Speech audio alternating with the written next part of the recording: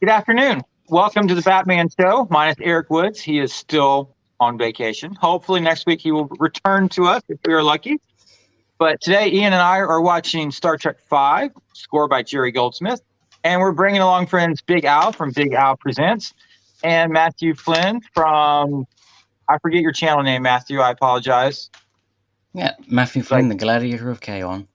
Yes, quite the impressive title. How is everyone? Yeah, I'm good. Doing all right. Got my copy of Star Trek V from the box set. Oh, I have exactly the same one. Oh, you got the Blu-ray version. Yeah, mine's the regular DVD version. All right, okay. Well, it's still Star Trek. I have the VHS version. You're not watching it on VHS, are you? No, I'm not. Do you have a VHS player, or do you just have the VHSs? I do. Yep. I think I have a VHS player downstairs. It's not been used in years, though. I miss old tech. I love old tech. Yeah. I mean, I used to have a bunch of VHSs, but they sat on the windowsill and were completely ruined, so I had to throw them. Yeah, that would happen. Yeah. David Pensax in the chat. How are you, sir? Good to see you. Hi, David. Thank you, David. Yes, that was. I had the honor of meeting Michelle at a local convention many years ago, and it's still something I hold very dear to my heart. A great lady indeed. Very sad day yesterday. What? Who all have you met from the original cast, Al? I've met Nichelle, of course. I've met George Takei. I met James Doohan. I met Grace Lee Whitney, who was Yeoman Rand. I consider her original. I've never met any of the big three, though I have two of their autographs. I got Shatner's autograph and Nimoy's autograph because they did signings with this local convention, and I had an in with a few people, and I was able to get a hold of one from each of them.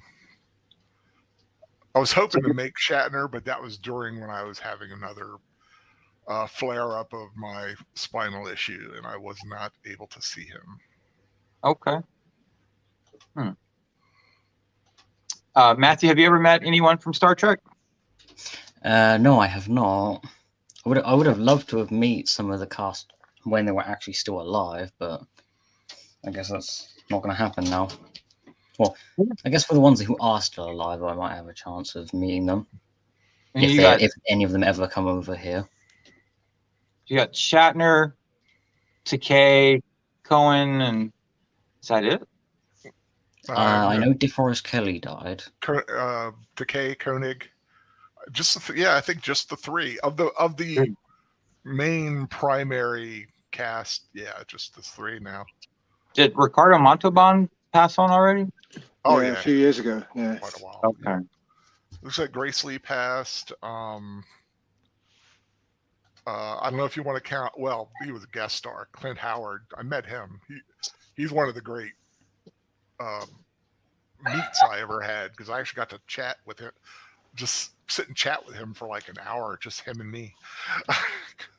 he seems like a genuinely nice guy. He is awesome. He's a great dude, and he set up his booth at a convention early on a Friday when nobody was there. It was just the early stragglers, and because I always got there early because I love that anticipation and running around just looking. And he had set up and was there, and I just went up to him, and it was just me and him. And like I said, nobody was there, so I got to chat with him, learned all about his dad, and talked about him and Ron and all kinds of stuff. And then Sunday morning, he gave me a donut. It's like, hey Al, I had an extra donut. You want one? I'm like, sure. Like Clint Howard gave me a donut, which is just just a cool little thing that I've got. Did you keep it and get it framed? No, I ate it promptly. Okay, it was good. It's now a part of me forever. Fantastic. I must admit, the closest I've ever been to anything to do with Star Trek was, and I love this, it was seeing Jerry Goldsmith conduct the end title for Star Trek First Contact when he came to Edinburgh in 1999. So, yeah, that was awesome. Yeah. That was the Royal Scottish National Orchestra. That's the one. They opened the concert with the First Contact suite. So, I was almost in tears. Cool. Like I said, my stuff's usually just, like I said, going to conventions and meeting whatever star.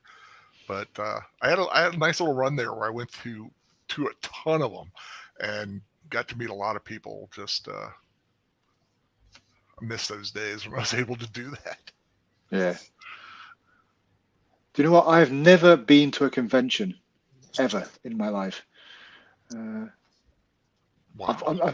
I know, but it's got to that stage now where things in my life have changed. And there aren't that. I mean, there are some conventions here in the UK, and I think there are more and more. Isn't that right, Matthew? They seem to be getting more popular now.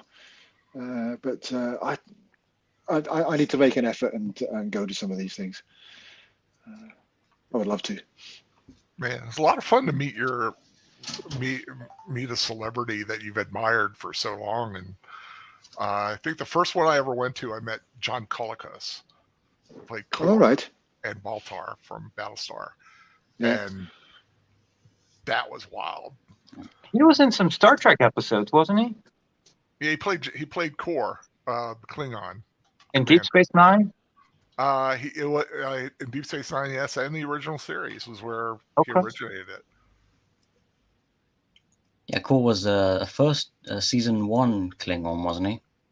I get not sure about what seasons, but it's the one where they went to the Organia. Yeah, Errand of Mercy. Errand of Mercy, the Organian Treaty, and he was the commander there who had started the garrison. There was 3 major Klingon commanders during the original series. So there was Kor, Kang, and Koloth. Yeah, I think Koloth was the second season Klingon, and Kang was the third season Klingon. Yeah, Kang was Day of the Dove, and Koloth was Trouble with Tribbles. Well, y'all know more about the original series than I do. I would just watch it when it was on TV. I'm as old as the show almost, and older than the show actually. But yeah, I grew up on that. That's why I teethed on as a little Star Trek fan, teething on the original series. Yeah, I've watched the original series at least 3 times. And it is my favorite of the Star Trek shows. Mm-hmm. Ian, do you have a favorite Star Trek show? For me, it's probably Next Generation, because that's the one that I saw when it first came out.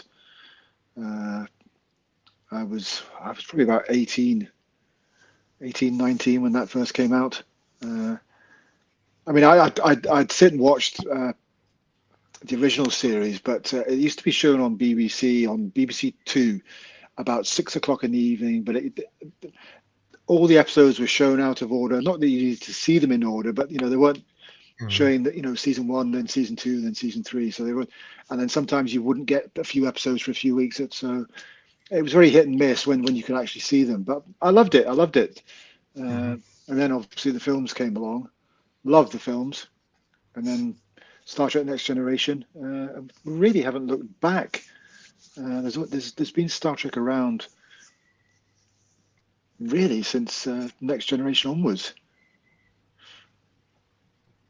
Yeah. Yeah. Once you get into it, you never go back. Exactly. Or at least I don't. Yeah, if you do what I do and start collecting as much of it as you can. The only shows I'm missing are the animated series Voyager and Enterprise. Yeah, I still got to get around to buying them. I'm financially limited on stuff like that, but I download a lot, so I've got all the original. I've got the animated. I think I got most of the animated. all the films. I picked up the most 50th, of the films. 50th anniversary box set a few years ago. When was the 50th anniversary? 2016, 16. was it? Yeah. I think so. Anyway, that had the 6 original films, the original series, and the animated series. So Wow. Oh wow, that's cool. And that's on DVD or Blu-ray? yeah, all Is That's the Blu-ray. the series? Is it the original series or the remastered of the originals? it's both on the Blu-ray. You get both Oh, versions. You get the wow. original Nice. without kind of the newfangled digital special effects, or you can choose Yeah. to watch it with the new digital effects. Oh, that's It's, cool. it's sometimes a bit jarring watching it with the new kind of CGI effects. It doesn't I fit thought in it with the would rest be. of it. So I thought it would Yeah, be. yeah, but the CG doesn't look really, that bad. I the mean, it CG doesn't actually- interfere with the episodes or anything. It's literally just enhancing the Yeah. effects that were there. Yeah, and then sometimes refining some of the concepts, like actually making the Orion ship look like something rather than just this little twinkling, spinning light kind of thing. yeah, Cleaned up the planets and gave some really good matte shots, which were really nice. So I enjoyed the remaster. well, one of the interesting things to do with the Blu-ray is you could, while you're watching the show, you can actually switch between the new shots and the old shots just to compare. Just a flick of a button. So that's a bit nerdy, but it's good fun. Yeah. Wait, is that the only way of getting a hold of the original version of the original series? Well, I have them on DVDs, and those when they came in those little plastic containers, each season was a different uniform color. I got those. That's right. Yeah. Well, y'all ready to start this film? Mm-hmm. Yeah.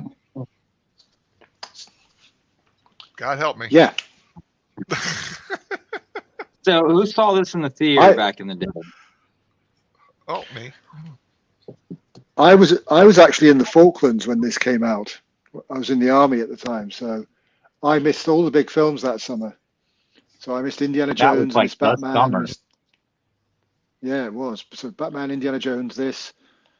What else came out? in 89? Ghostbusters, Well, License to Kill. I think Yeah, I Dead missed Poets all Society. that. Yeah. Wow. So David yeah. said he I saw had to it catch in up theater. later. I think I'm the only one here who hasn't seen it in cinemas, but then again, I have an understandable reason why, Mm-hmm. given that I wasn't even born when it came out in cinemas. Yeah. I was I'm there. seeing I was there Star first Trek weekend. 2 next month in the theaters. I think it's next month. I mean, I I, think it's I wasn't September, I wasn't yeah. necessarily a Star Trek fan until I was like 15, roughly. Because I'd catch a couple episodes here and there when I was younger, and then it wasn't until I was like mid to late teens when I actually started collecting and watching everything. Well, let's press the play button if y'all are ready. Okay. We started at 0, Give us a 0, countdown. 0, 0. Oh, wait. David, is Star Trek 2, is it this week that it's in the theaters? No. Is it? If you could check that date for me, because it's this week, I need to make some plans. I bought the tickets like I think April or March. I don't know, whenever they came out. I just went ahead. All right. Y'all ready? Surely it says the date on the ticket. It does. I just gotta look it up. All right. 3, 2, 1, play.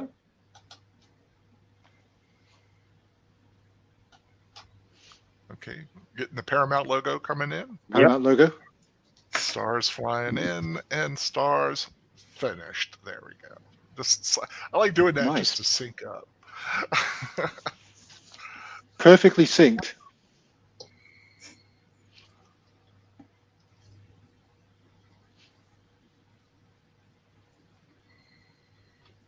Nimbus 3 in the neutral zone.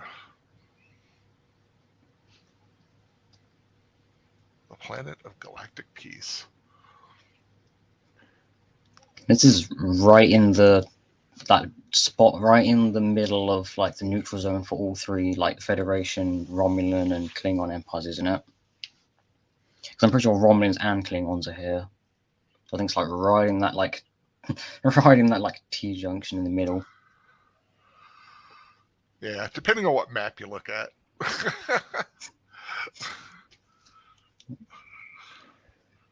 So Star Trek is September 4th, 5th, and 8th. So thank you, David. So this is what Edinburgh looked like about 2 weeks ago. Wow.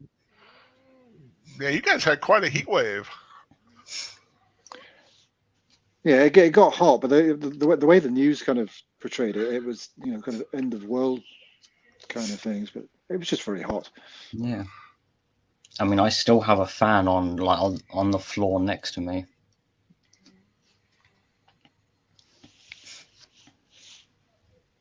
You know, actually, I'm actually surprised Scotland was warm as well, given how cold Scotland tends to be. We have decent summers here. Sometimes. Yeah. I think Scotland's the only part of the UK that's notorious for being cold. And rainy. And snowy, all in the same day. That I sounds suppose the rest of amazing. the UK is rain. It is, well, not all the time, but it's definitely rainy. Although I personally can't wait for summer to end so winter can start and I can actually be comfy again. Mm-hmm. So did y'all know they wanted Sean Connery to play Cyborg? Yep. I can't picture Sean Connery playing Cyborg. Oh, I could. No. I think he'd have been awesome. I think he would have been Sean Connery with pointy ears. What's wrong with that? Well, I really like what we got. Yeah, Lawrence Luckenbill's a great actor. I mean, if Sean Connery was willing to do Zardos, then I don't think Star Trek is beneath him.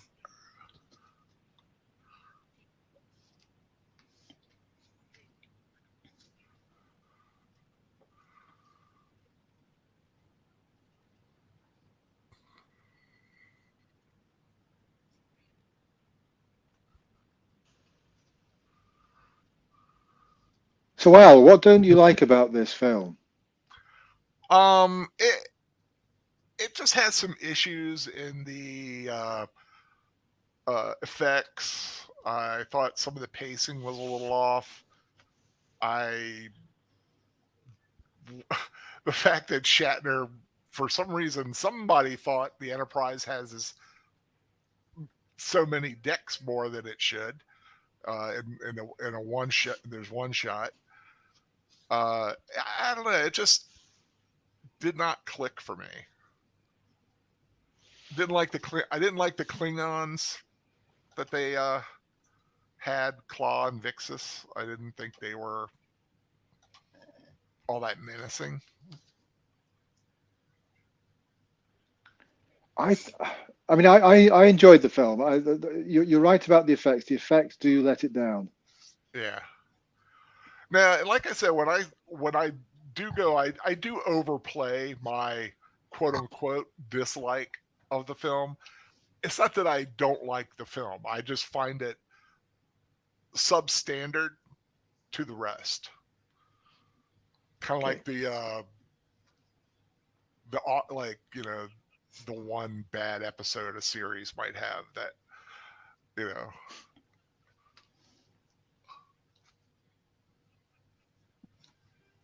Well, you know, Shatner had much more epic plans for this film. They just kind of got chopped and chopped and chopped. Yeah, and I totally Harv Bennett.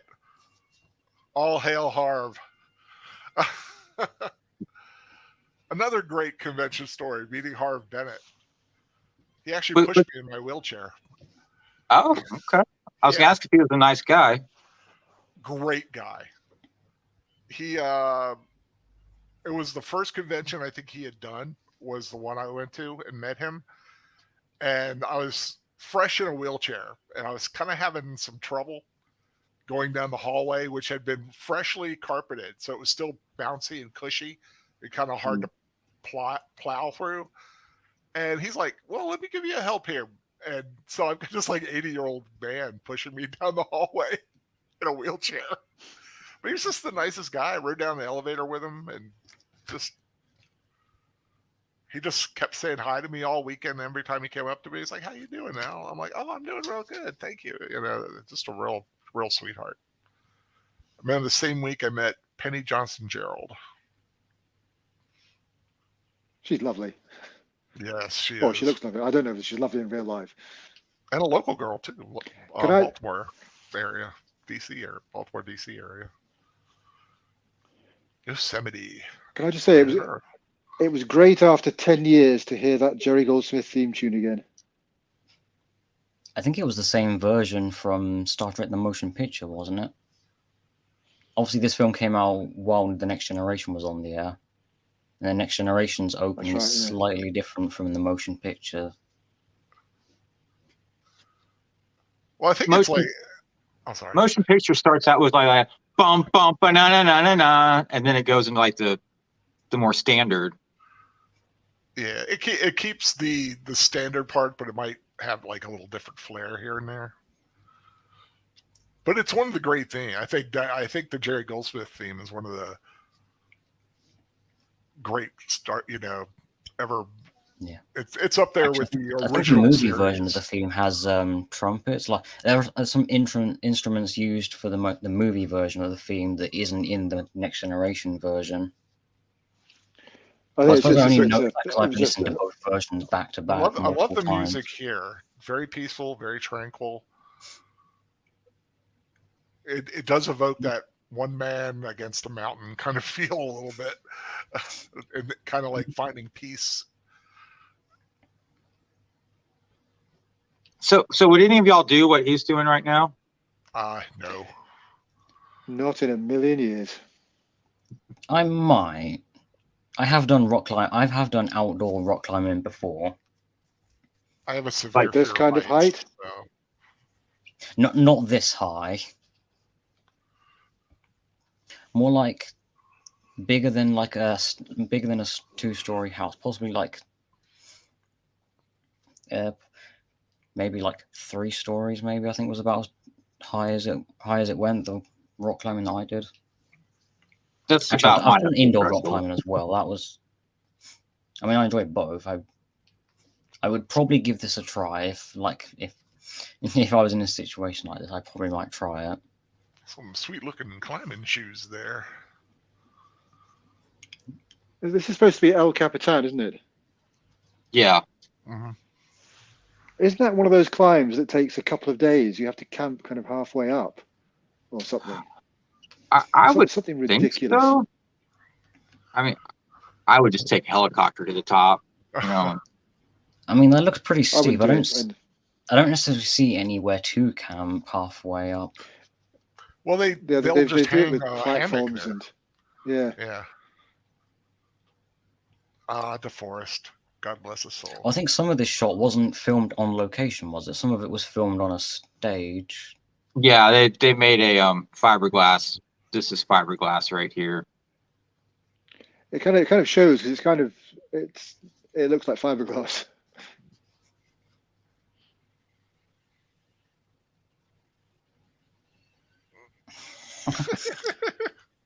So who here will take Spock's option? just put on a pair of jet boots and fly up. I wouldn't even do that. Like I said, I don't like heights. No, neither would I. I mean, I don't have any particular fear of heights, but I think it's more of being on stable or being on unstable ground that unnerves me. Yeah. For me personally, it can be as high or as low as it wants. If it's stable, I'll be perfectly fine.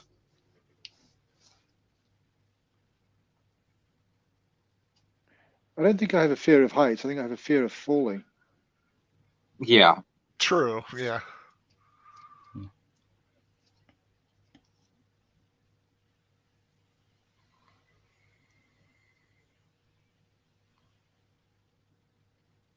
I remember for years seeing this on, pan and scan there's a green versions, screen. little square pictures. But I remember when they started producing things in widescreen, just to see these widescreen kind of compositions, it was fantastic. It was like watching a new film.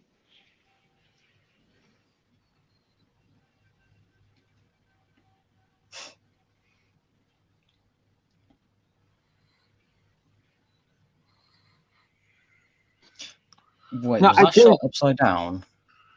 I did hear on the internet they only had like 3 months to do all the special effects shots for this film. It sadly shows. Given the troubles behind the scenes, that wouldn't surprise me. Now, would someone really let him go up that mountain like that without some kind of a safety net? We all know he has a death wish, but good Lord.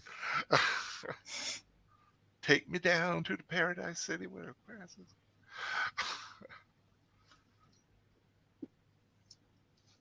Oh, that's Queen Kong, I think. She was a wrestler. Who's Queen Kong? All right. She was a female wrestler, yeah. The big girl. Okay. The big Oh, I was haired going to girl say a back there. 70s knockoff of King Kong, which I think was a British film now I think about it. Well, she was Queen Kong. What else? What other? Mabel? I forget what other name she used. She, depending on where she wrestled. David says this film gave him a new appreciation for DeFrost Kelly's acting. The scene where he talks about his dad is quite moving and very deep for a Star Trek film, I thought. I find it funny as you said that the Klingon burped. David Warner, rest in peace. Yeah, he was in the next film as well as a Klingon. Yeah, I think they did that to make up for this role because he really didn't give him much to do. He was the reporter in the original Omen, is that right? That's right. In that infamous scene.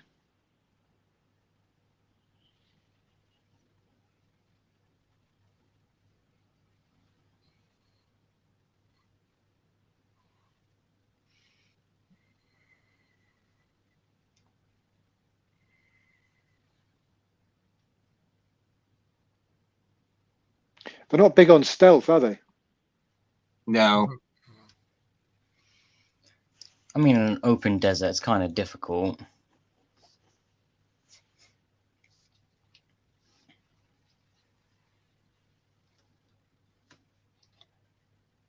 I don't think we got like any kind of indication of how long Cybot has been on this planet, or since the opening at least, because he has way more followers now than when we saw him at the start.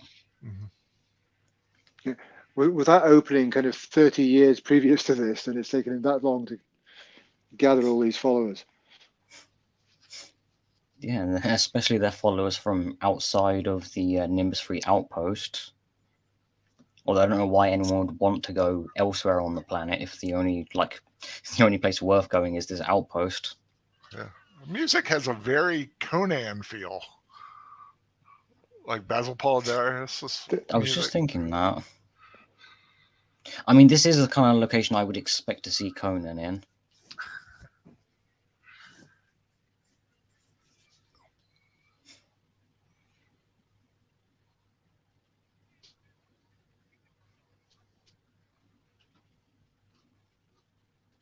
Now, I love this guy as a Klingon.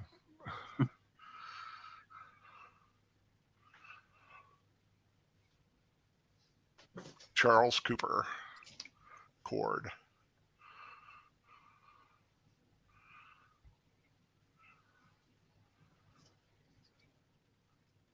Because he also played Kempek on Next Gen. That's what I love about Star Trek actors. They appear so many times as different characters across so many different series. Mm-hmm. Well, because David Warner, of course, in Next Gen, they're all four lights. He was the That's Cardassian right. in I it? forgot about that. Yes, he was the Cardassian in that. Of course, first time I ever saw him was in Time After Time when he played Jack the Ripper. That's a great little film.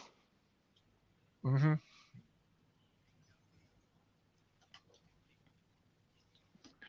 And these are If I'm not reused mistaken, shots some from of these Star Trek sets from 4. Next Generation are used in this film. Yep. With the A, which should have been a B, but whichever.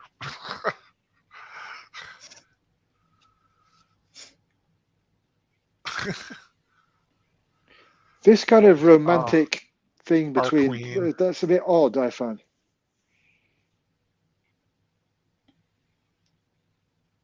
It did seem to come out of nowhere. Yeah, just left field. Totally. Wait, more or less odd than Spock and Uhura from the remake films? I like this pairing here. I mean, it yeah, does it's come out sweet, of nowhere, but it's very sweet. Because Scotty never really got his due, and even when he did, he went crazy, and she went crazy. Well, twice he kind of flirted, and both of them did not end well.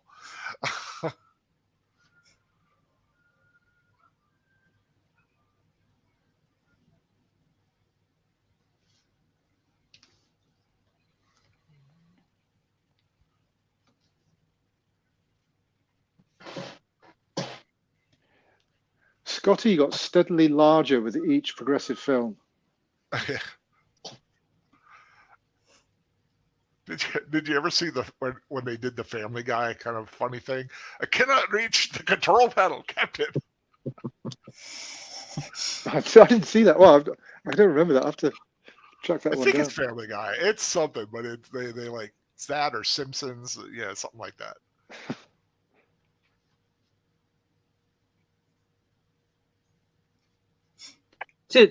Have any of y'all seen the interview that Scotty gave?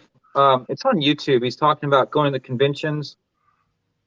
And he said he got a letter one day from a young lady talking about how she was so horribly depressed and thinking about ending her life. And he got her phone number and called her up and said, "Hey, this is Jimmy Dune. I'm gonna be in your town in a month. I want you to come out to the convention." And she came out and they met and he talked to her and he's like, "Hey, I'm doing this convention in another month. I want you to come out and see me."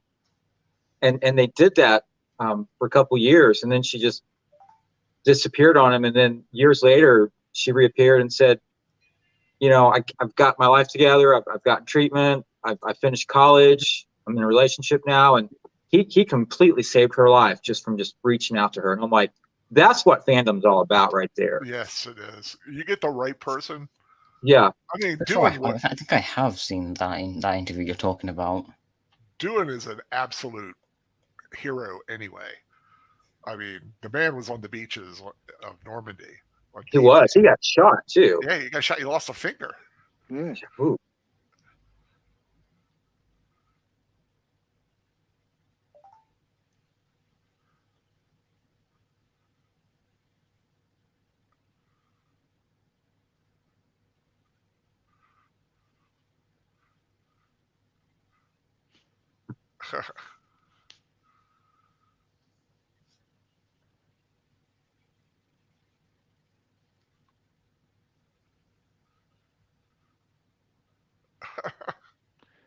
Blazing Saddles.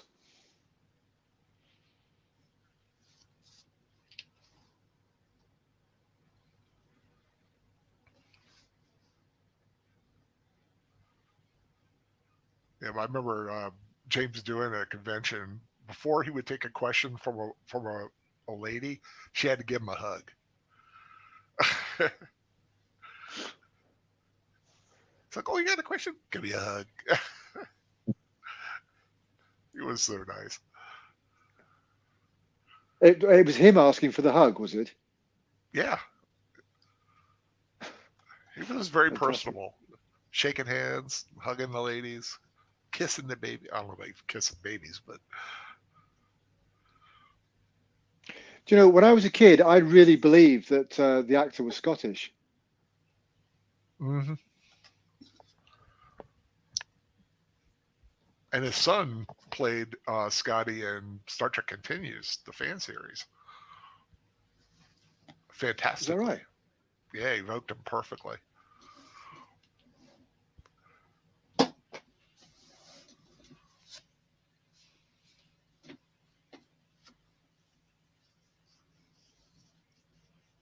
So how did y'all feel about Kirk's death in Generations? Stupid. Stupid. Yeah, it was a Okay, bit dumb, Matthew. wasn't it? It was just Yeah, a bit should have been pointless. on the bridge of an actual ship rather than on a bridge on a random planet. Yeah, they should Personally, have I don't had think him. they should have killed him at all. Yeah, just have him return to the Nexus. Yeah.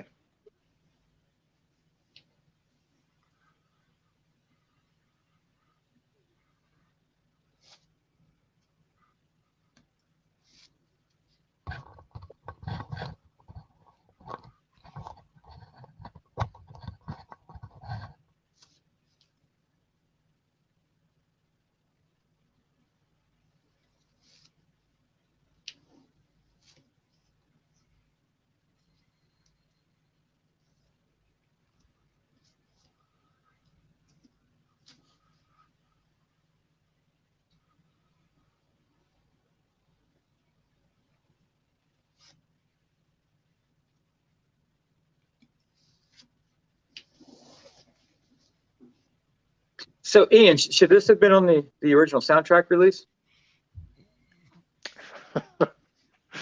It would have been a curiosity, you know, maybe extras at the end, but maybe not. Maybe not. Why do you miss it on the soundtrack? No, but if they had tacked it on at the very end, so, it might have been cute. Yeah. Like It'd be one of nice those little extra. hidden tracks. Yeah.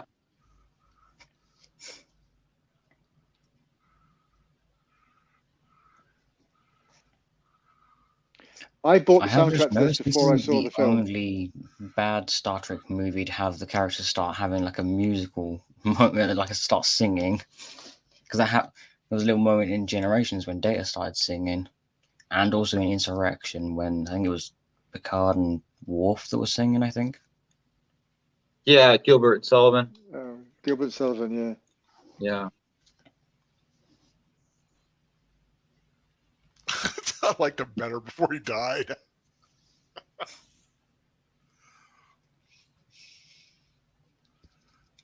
Do y'all have the expanded soundtrack?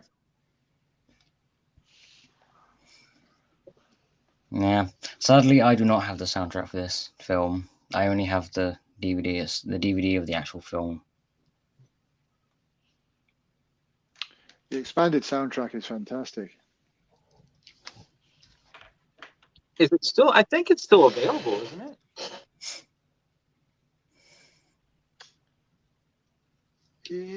I'll have to look. I'll have to look into that when I get a chance.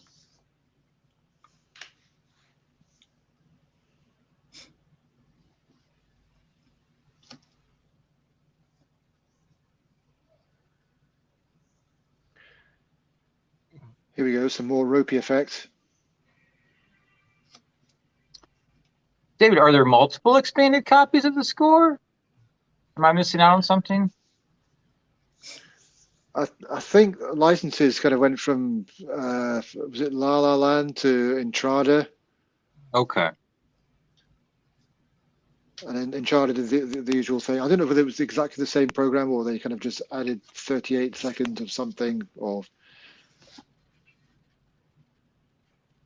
David will know better if he has both copies. I think I have the Entrada version. Yeah, that's the one I've got.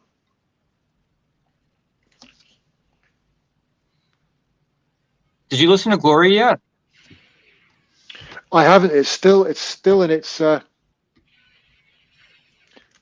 wrapper. Okay. That was stop motion, wasn't it? I just realized that. It was, yeah. Just go to the end credits for Glory. Just start out with that. I will do.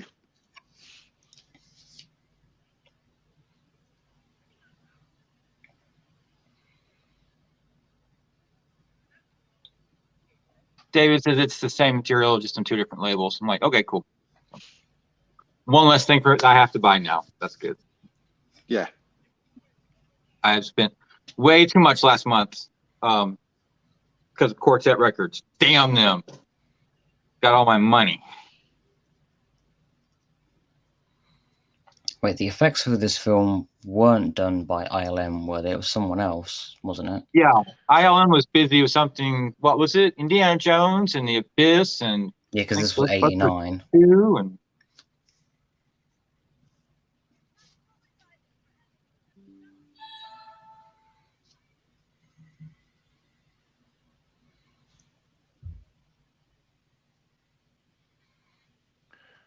When they get back on the bridge, Kirk gives his jacket or his bag or something to an ensign, which is played by William Shatner's daughter.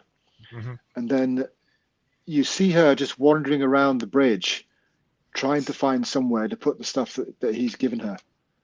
They filmed some more stuff with her. It was a kind of a little comedy beat, but it kind of got cut out. But you can still see her wandering around in the background with his stuff, trying to find a place to put it. Guess they pulled her out of the space dock already, where she was at the beginning, without ever showing us it leaving.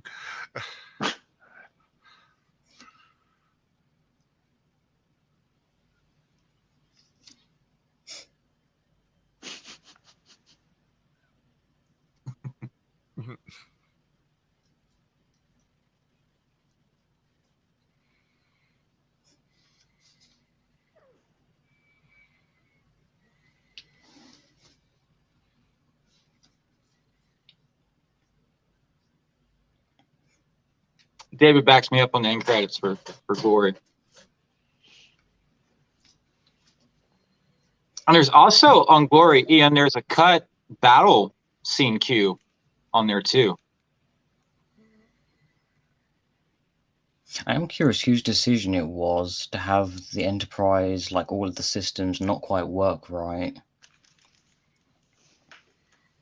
Obviously, that's a decision made for comedic purposes. But I'm curious who specifically actually decided on that.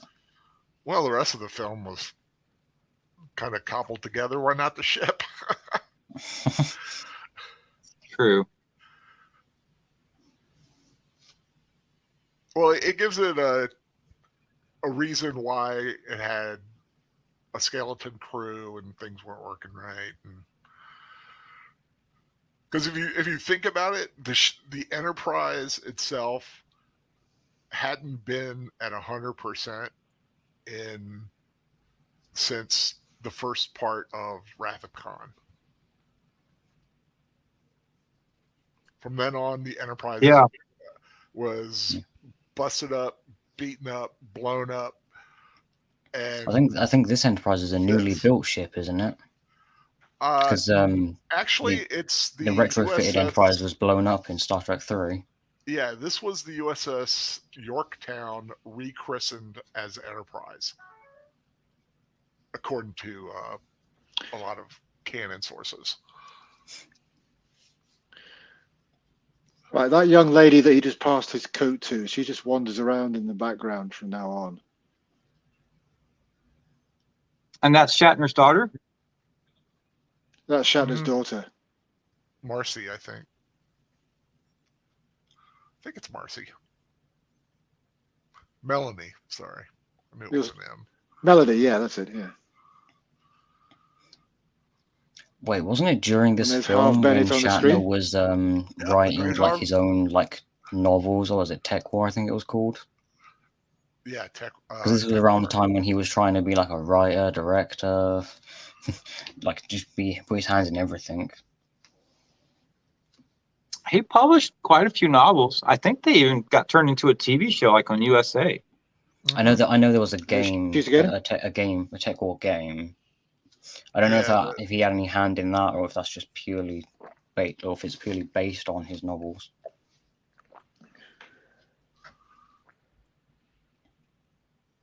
Am I the only one who doesn't have subtitles when the Klingons are speaking? I have subtitles. I don't.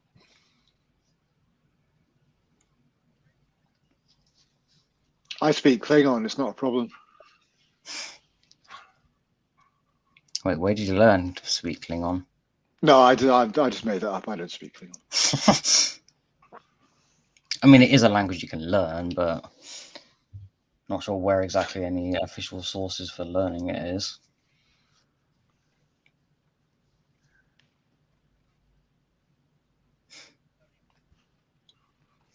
Yeah, David Pensack says the VFX in this film were done badly by associates and Ferren, Bran Ferren, who's in charge.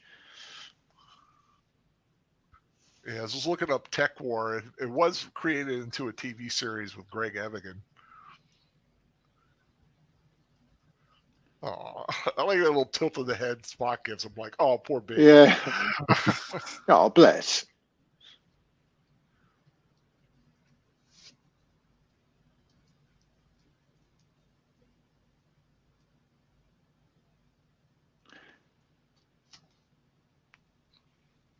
Yeah, there was a union rider strike, and there was a trucker strike too. Yeah, there's a whole bunch of stuff going on when this came out.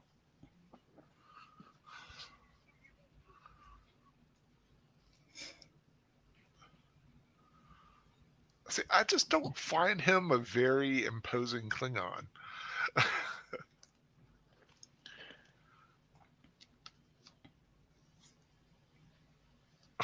Boink. Now, the ship might be a piece of crap, but why would like something like that not work too?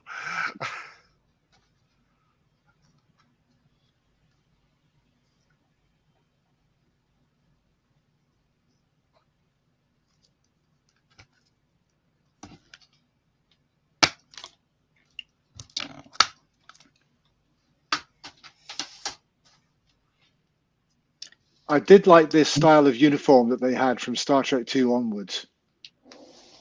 Yeah. I like it better than the pajamas from Next Generation. Yeah. I think for Generations they tried to blend the two uniforms. Because I think in one shot when a crew member is unconscious on the floor, you can kind of see a hybrid design that they ended up not using.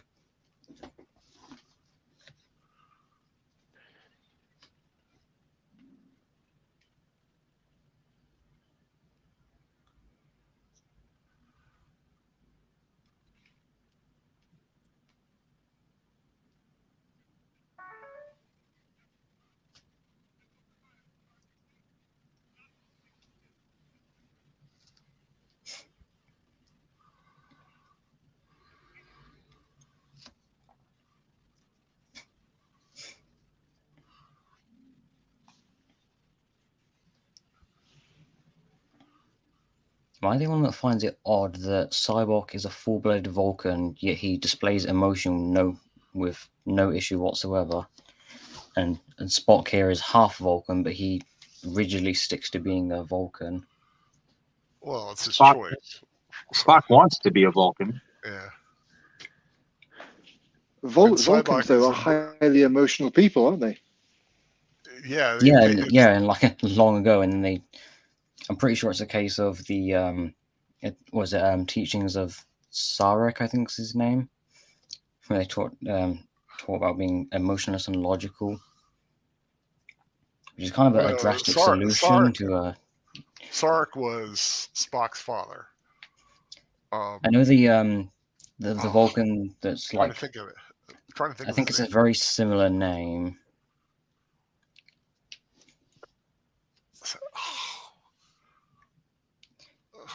I gotta look it up because now it's gonna drive me crazy. Yeah, because it was a season. I know a season 3 episode of the original show featured the Vulcan who like created the or is it the one who came up with the whole emotionless and logical society that they actually live in now. Sorak. Ah, okay, that's it. Sarek is the father, and Sorak is.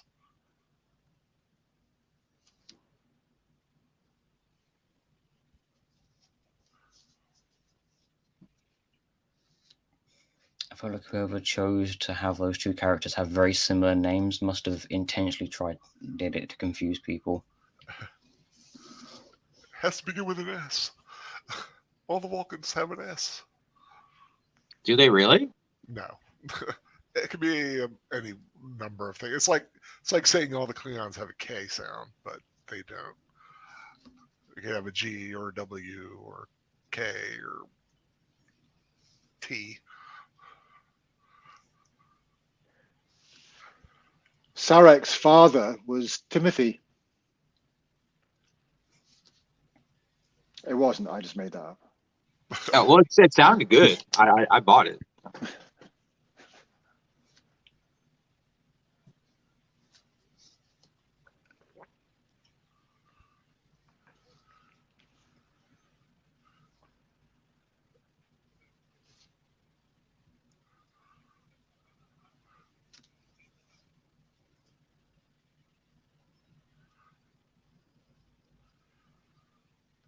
You cannot tell me there's not one starship between Earth and the neutral zone that could have gone there and done this.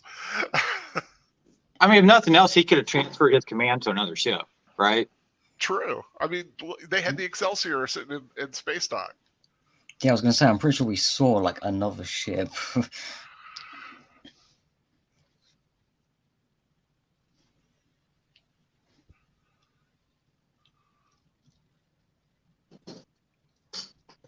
Oh, excuse me, guys.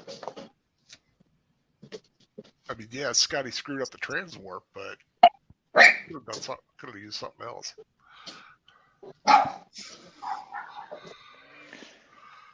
Anything has got to be better than this ship at the moment. I know. I mean, it's not like Starfleet is lacking starships.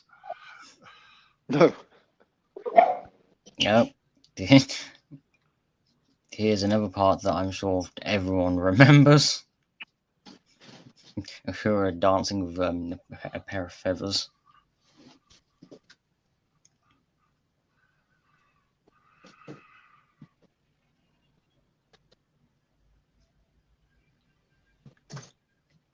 Of course, we're about to get the famous fan dancing scene. Oh, I'm already at that. Really? Am I like a minute or two ahead or something? They're just coming off of the shuttlecraft on mine.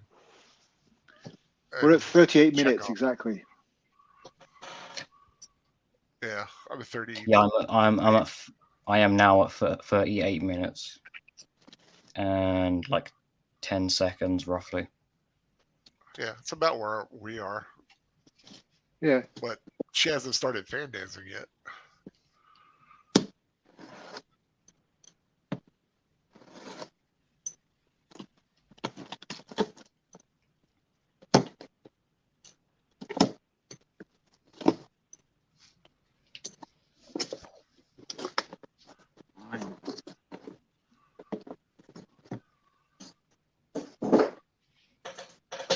Oh, wow. Did it Finally come? here. Finally. The what? Mondo, Oh, Rogue awesome. One. He took sword. Oh, very cool.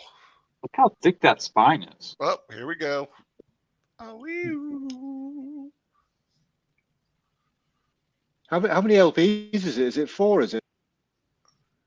It's at least 3. is this on the soundtrack?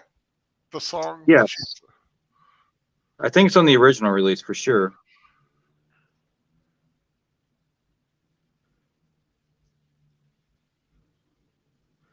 I'll have to open it up to see how many LPs it's got. It's got at least 3.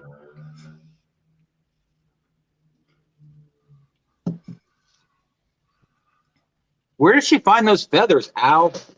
I don't know. Are they feathers or leaves?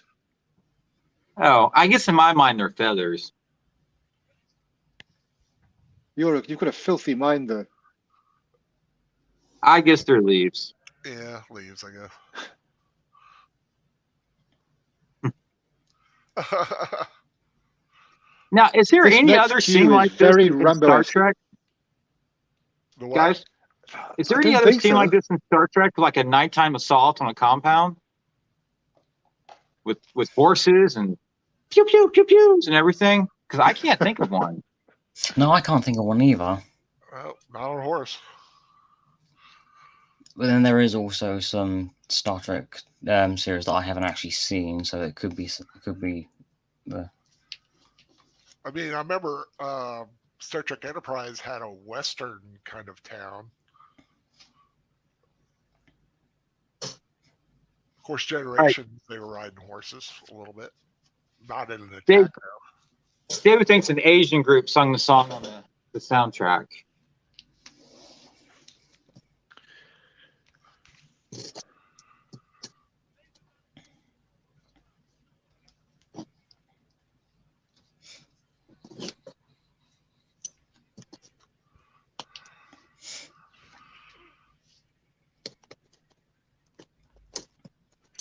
pew, pew, pew.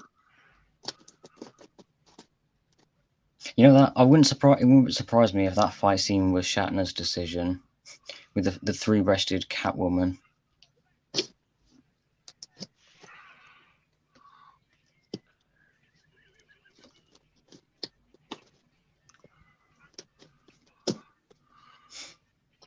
Kirk Fu.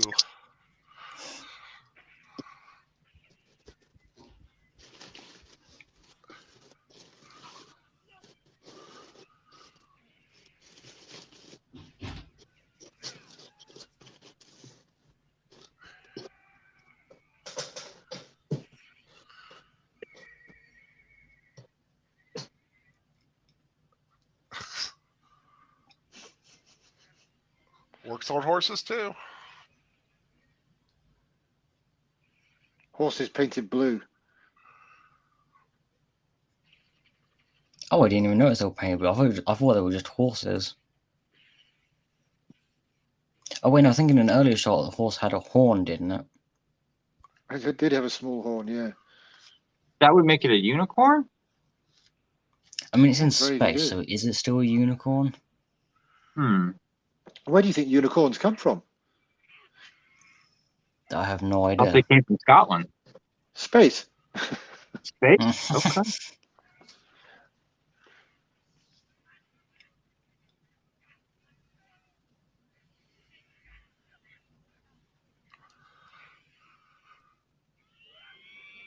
So is she Kazinti? She instantly dies when she hits the water. Well, you know, cats don't like water. Well, that one especially.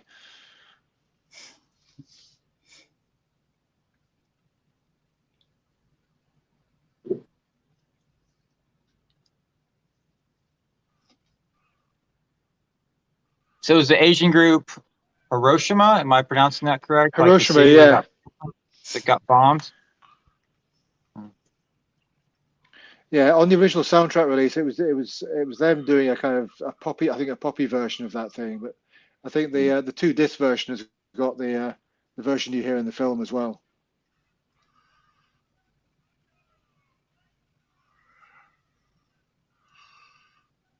It's a healthy runtime, the 2-disc soundtrack as well. 131 minutes. So that's 2 hours 11 minutes.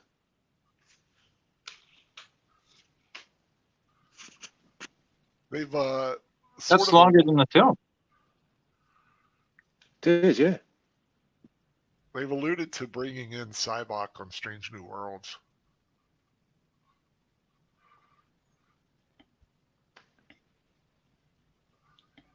It could be interesting. Yeah. I feel like Cyborg is probably a more, at this current moment, he's probably a more believable like brother to Spock than what STD did. Michael Burnham. Yeah. I mean, Cyborg's it's not perfect, but I mean, I believe Cyborg as Spock's brother, or not like half brother.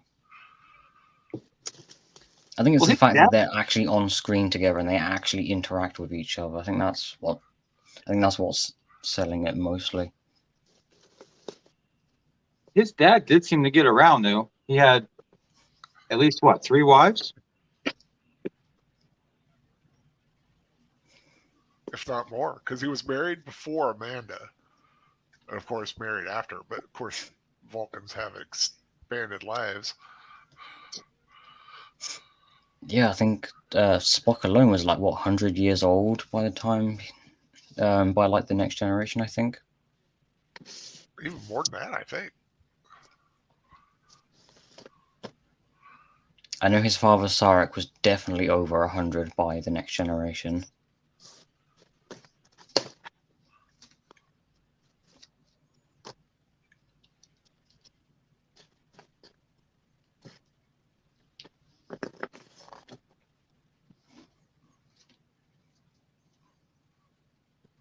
It's 4 LPs, Ian.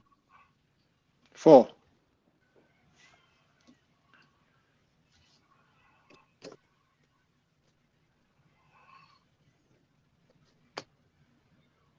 I'm amazed that that Rogue One soundtrack hasn't been released on CD. Yeah, I am too.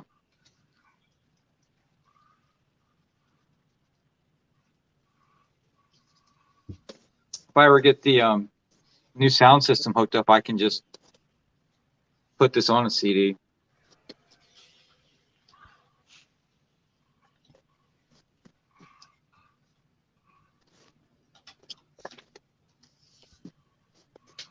How is everybody watching this? Are they watching this on pads, or they're watching it on TVs, or God forbid, iPhones? I got it downloaded on my tablet. Okay. On my Al, computer. what are you watching it on? I'm on Oh, my right, computer. okay. I'm watching MP4. Yeah, I'm watching it on my computer as well.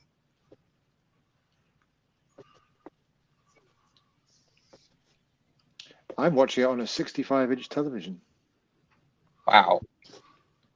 and it looks awesome. Yeah, Vulcans Well, have an estimated 200-year lifespan. Ah, okay. Hello, Retro. How are you? Hope you're having a good day. Don't like Star Trek? Like, you don't like Star Trek? Like, which Star Trek do you not like? Like, if you don't like Star Star- Trek, keep moving. Nothing to see here. here's something to look at, Retro. The Mondo Rogue One finally showed up. I will dive into this later, probably tonight or tomorrow.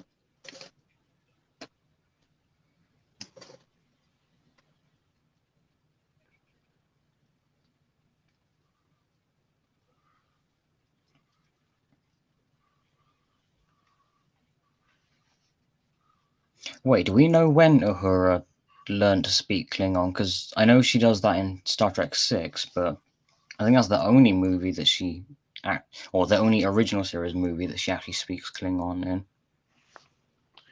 Oh, she is a linguist, isn't she? So she has got a knowledge of numerous languages. So it's feasible that she's known for quite a while. Yeah.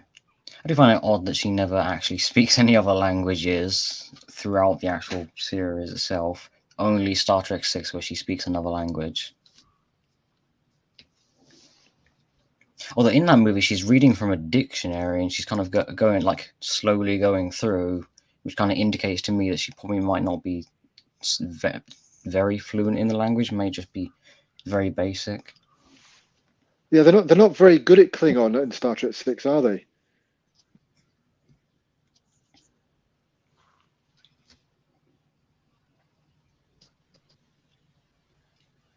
I guess being outside of the Klingon Empire means you don't necessarily need to learn the language. Well, Retro says he doesn't even have much interest in Star Trek.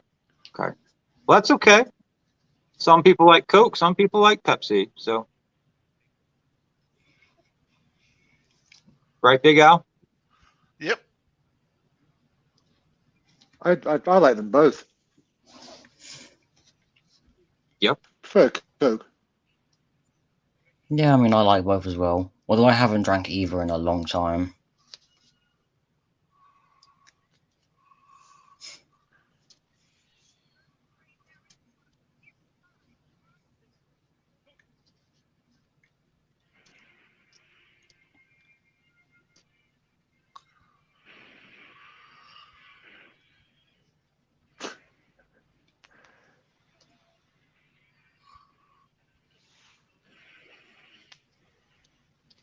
I don't think that effect was horrible. I think the idea of Sulu not being able to fly a shuttlecraft into the landing bay is kind of... Oh, God, what a terrible shot that was. It just looks so bad. They were doing better effects on Star Trek The Next Generation at this time, I think. That was ILM. It must have been the C Yeah. Squad of ILM. Must have been No, some not guys. this wasn't ILM. No, yeah, no, this wasn't. The- but Next The Generation was. TV show was ILM at that stage, yeah.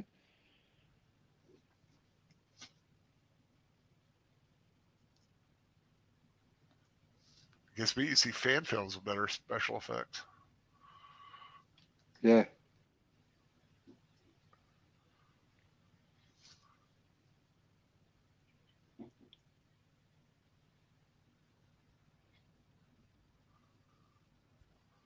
I remember watching this for the first time and finding this coming kind of confrontation between Spock and Cybok quite gripping. When Spock's, Kirk's screaming at him to shoot.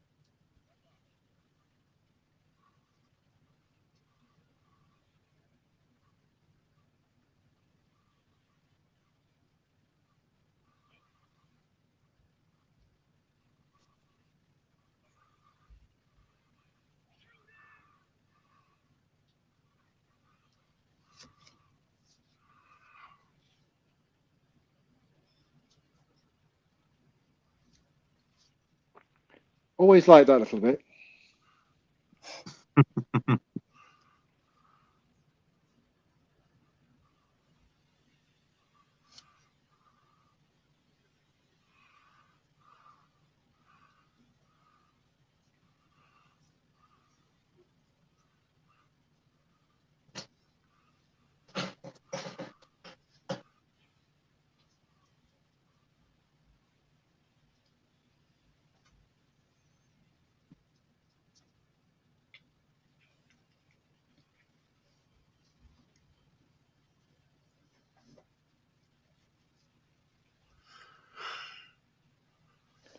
This wasn't a complete flop at the cinema, was it? It did make money.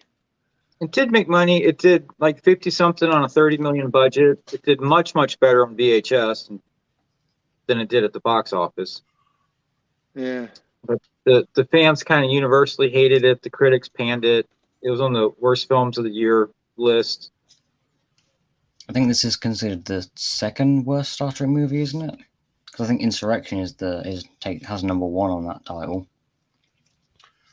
You know what? Actually, I don't quite mind like Insurrection. I do too. Yeah, I didn't. I see what's wrong with Insurrection, but I don't hate it. I did enjoy that film. I would put this one as the lesser of the films. Yeah, because I think most Star Trek fans consider this film to be the worst of the original films, and then Insurrection to be the worst of the Next Generation films. I prefer this over Star Trek 4. Okay. I mean, I wouldn't go that far, but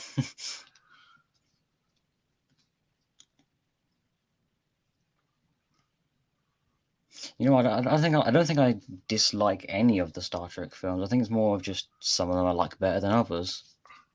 Right. Yeah. Well, like I said, it's like I don't hate this movie. It's just I find it substandard to the usual awesomeness that is Star Trek. It's hard to top Star Trek 2. Oh, definitely. That's a standard. That's the pinnacle.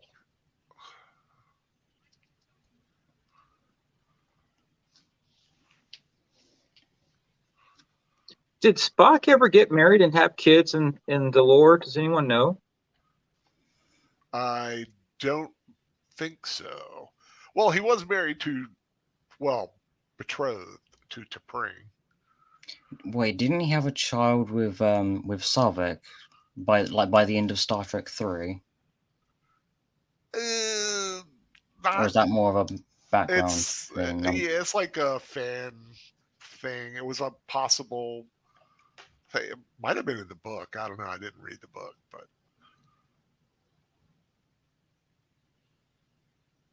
Well, he got busy with her on the planet because he was having the Poompa or what's it called? Poompa or Ponfar. yeah, that thing. Ponfar. Yeah. The literal finger banging, if you'll excuse the expression. Yeah.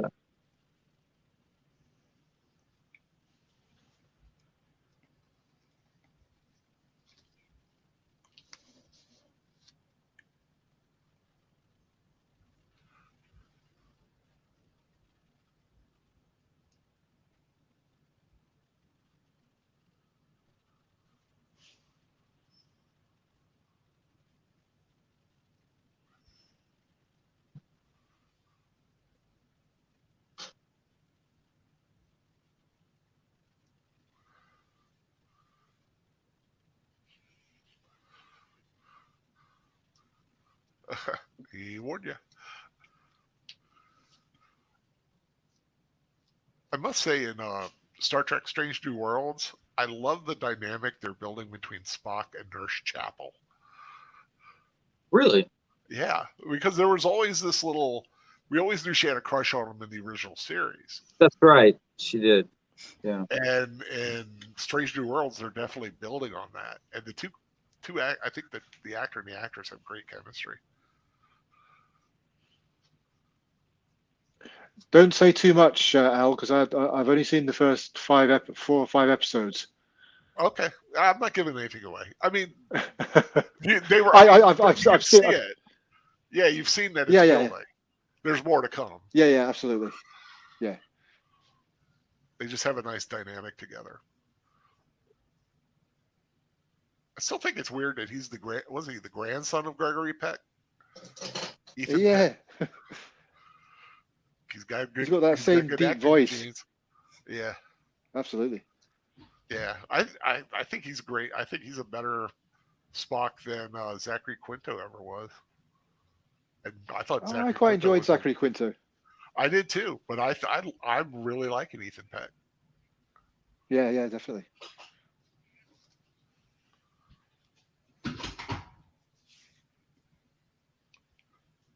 Yeah, if Strange New Worlds had been done before Discovery, then I don't think the franchise would be in as big a hole as it is right now, trying to dig its way out. Is it in a hole? Well, Discovery has not been kind.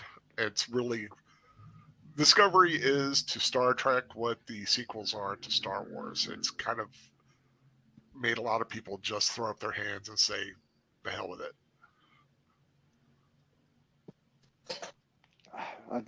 I'm you know what? It's probably not popular here, but I quite enjoyed Discovery, and I quite enjoyed the Star Wars sequels.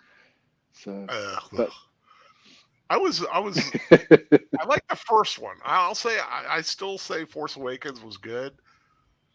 I don't think it was a good Star Wars story, Last Jedi, but I thought the movie was well done, Last Jedi. But the story just started to go off the rails. But the last one just was a disaster of epic proportions. I'm very grateful for the scores that we got.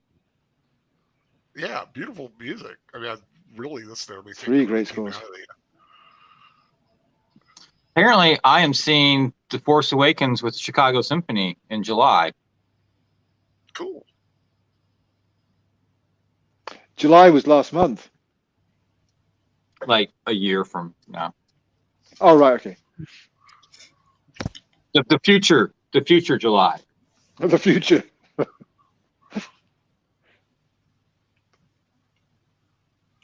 Yeah, I had to buy a bunch of tickets to get the John Williams tickets, and she's like, "We're doing Star Wars in July." I'm like, "I'll take it." And I didn't ask which Star Wars, but it's the Force Awakens. So I'm like, "That's cool."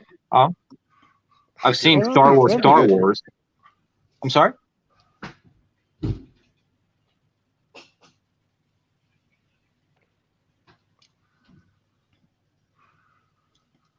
Oh, I remember this. This is where the floor numbers keep changing as they're going up. Yeah, and they're not that many floors in the Enterprise. 78 again. It bugs me no end. It's such a small thing to get right, and they got it wrong. And also you can see the thing connecting to Spock, like connecting him to the wall. You can see his shadow it's casting. Ugh. This played just totally only for laughs, and it just made no sense.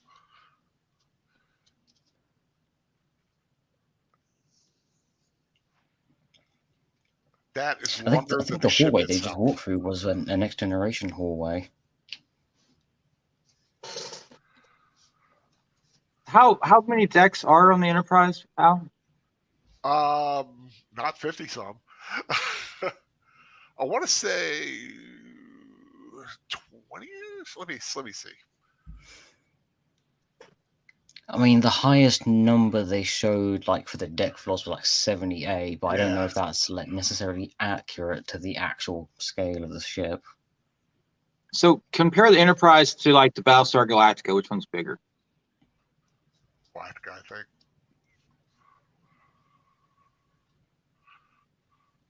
Yep, that is definitely a Next Generation hallway behind them.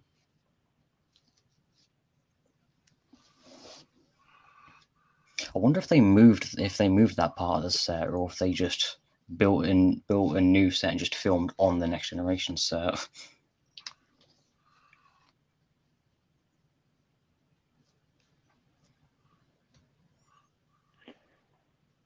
They were constantly reusing sets all the time with Star Trek between the different series and films. And Yeah. I'm not sure Uh, which would be more likely. They would move one specific part of the set of a show to the movies, or just move the cast and crew and everything to the TV show set and then just make a new part of the set there. Probably just move the actors around and be a little bit easier.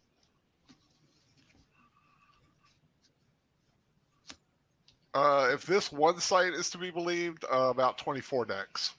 24. Is that the specific Enterprise they're on now, or one of the other ones?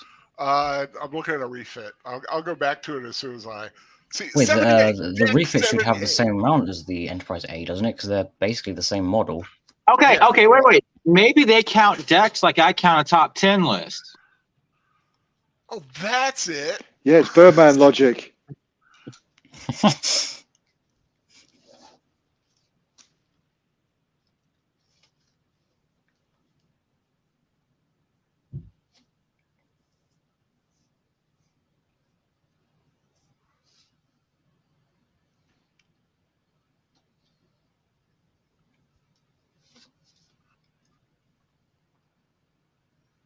What is this room with the wheel in the background? Forward observation deck. Is that what it is? I like it. I like it's a. I mean, we don't really get any idea of where it actually is in this ship. Obviously, we can tell it's at the front of the saucer section, because, or at the somewhere that has access to like a forward view, but like Actually, let's look. 1, 2, 3, 4, 5, 6.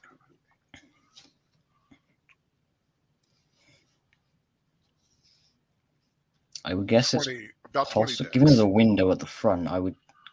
Oh wait, no, actually, I think the stars are moving sideways across the window rather than towards it.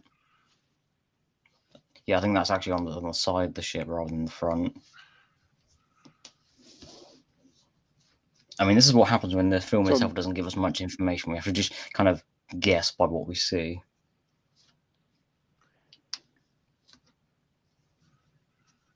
I think it's on deck 128.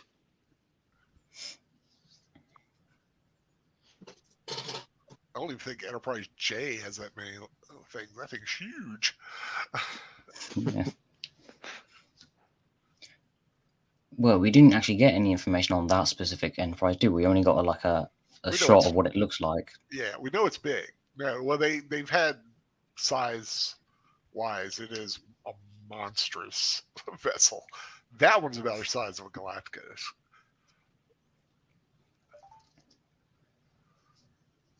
What about a Star Destroyer? You mean as far as the size of the Enterprise comparatively? Yeah. How big is a Star Destroyer? Let me check. Well, I what think Star that's Destroyer? I think a Star Destroyer is a lot bigger. It's like standard garden variety Star Destroyer. Let's see, a Star Destroyer. I think we've only ever seen a couple shots of a Star Destroyer in orbit above a planet. I don't think we've actually seen any in like a situation where we could compare its size to a different, to like something else. Let me see. Which one do I use here? When they're far away, they're a lot smaller than when they're close up. That's a secular class. I think that's how a TARDIS works. Because you have a big cube and a small cube, but the one that's further away is, or the bigger one that's further away is actually smaller because of the perspective. Speaking about Doctor Who, Ian is about to convince me to go down the Doctor Who path of life. Don't blame me. Well, you're the one that always talks about him. That I Well, listen yeah, to. I mean, I can thoroughly recommend them. But Imperial class. did you Star pull the trigger on Destroyer. that collection? No, not yet. Okay. Okay, an Imperial class Star Destroyer is 16. Wait a minute. Stop doing what you're doing here. It's going zloopy vloopy on me. 1,600 meters.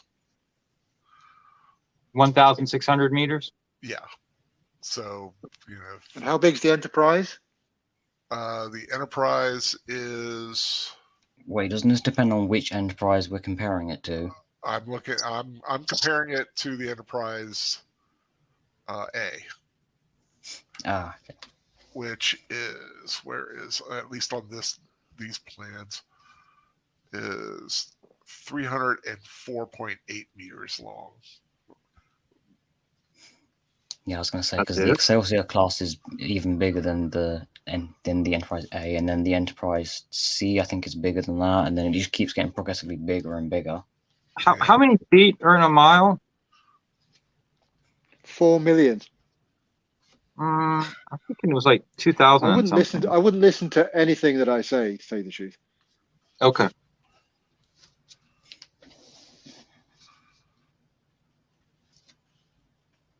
$5,280 feet.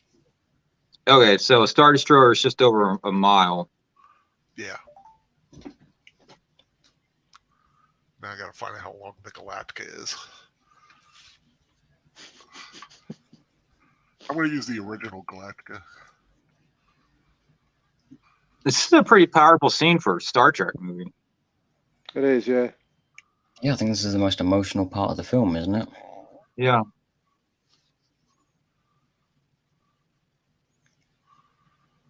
Maybe they knew this part would be the most emotional and serious part, so they decided to make the rest of it more comedic to balance it out.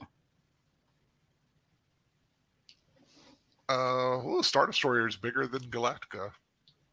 Galactica is anywhere between about 1,263 meters. Not quite a mile. I wonder if these visuals are being displayed for everyone to see, or if this is purely in each member's head. Because the guy at the beginning of the Cyborg did this too. We didn't see anything. We just saw him process.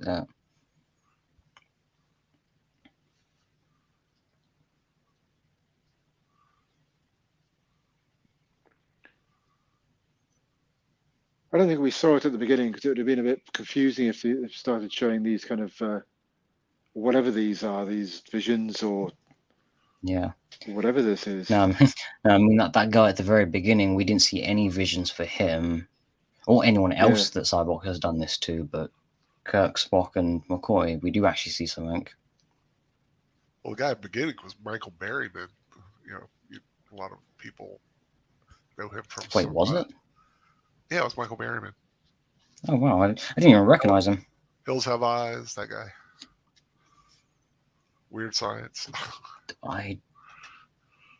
You know, I think that the makeup or something about it didn't actually look like him to me.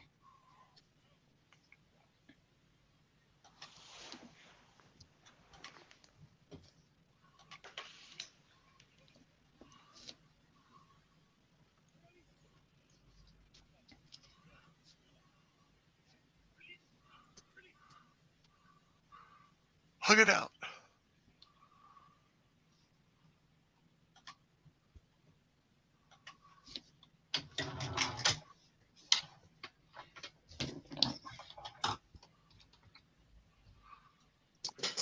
Al, how big is Darth Vader's Star Destroyer? Oh, the Oh, isn't that Executor? the Super Star Destroyer, I think? Yeah, the Yeah. Executor.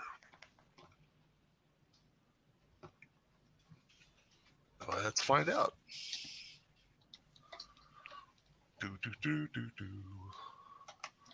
God bless Wikipedia. 19,000 meters. 19,000. Wow. That seems awfully short. I mean, especially since the Super Star Destroyer, we actually see what looks like a city on top of it.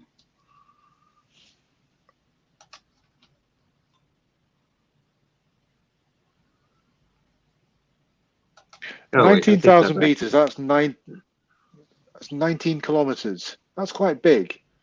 Yeah, never mind. Yeah, I just.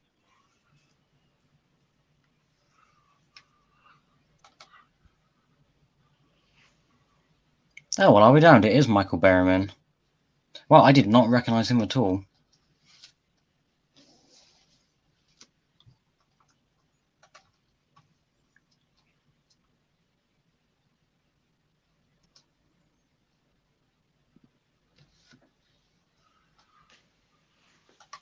Cute little pointy ears on a little baby.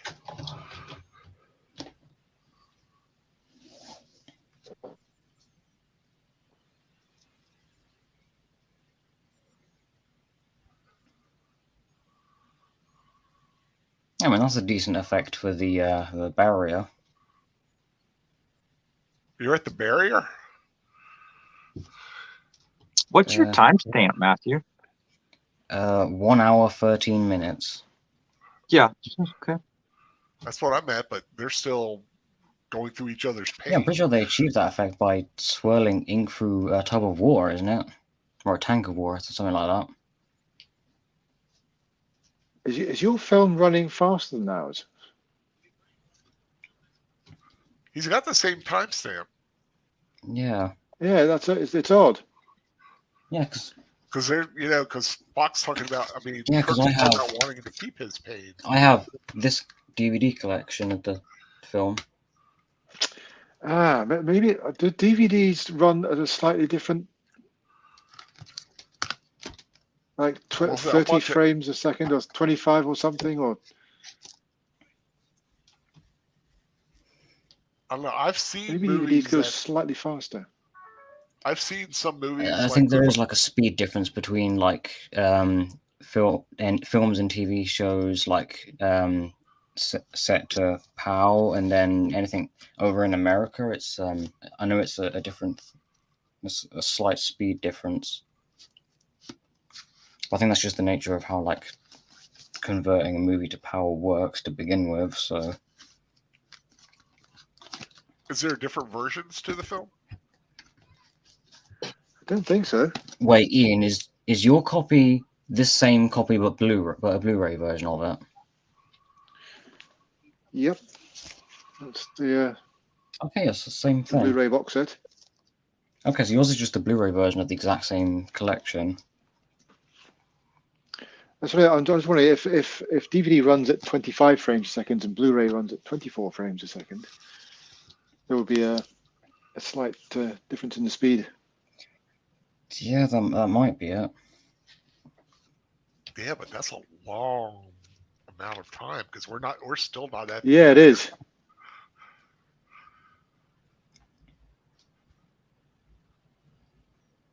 Wait, when you say you're not at the barrier, do you mean like you don't see the barrier at all?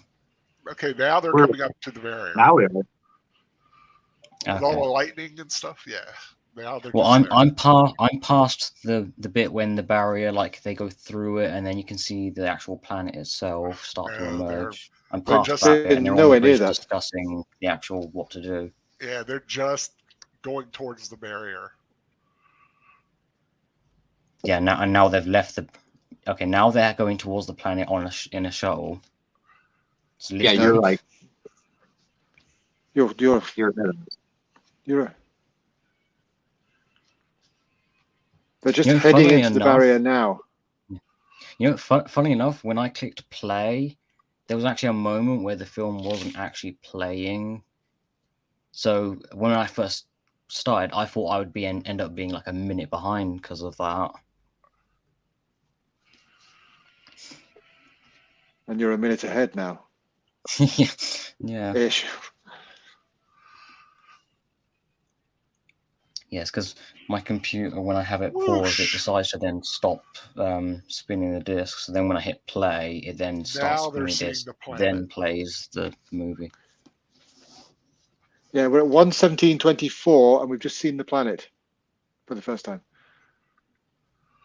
Okay, that's the exact same time as mine, but they're now landing on the planet. Well, the shuttle is now landing on the planet. Weird. Fascinating.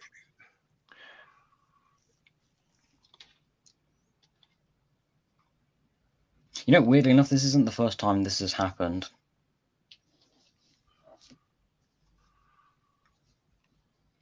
Yeah, When was our- the other our time? Saturday rewatches. We sometimes That get would be different versions. when me, Wolfie, Boomer, and Troy watched the Van Helsing movie, and I think I was ahead. Yeah, I think I was ahead like by a minute or two. We we were just sitting there trying to figure out if like we had different versions of the film or something. I think the best one for me was me, Boomer, and Birdman were watching the original Conan the Barbarian, and we had the extended, and Boomer had the original. I mean, no, Birdman had the original, and me and Boomer were watching all this extra stuff at the end. I was like, what are you talking about?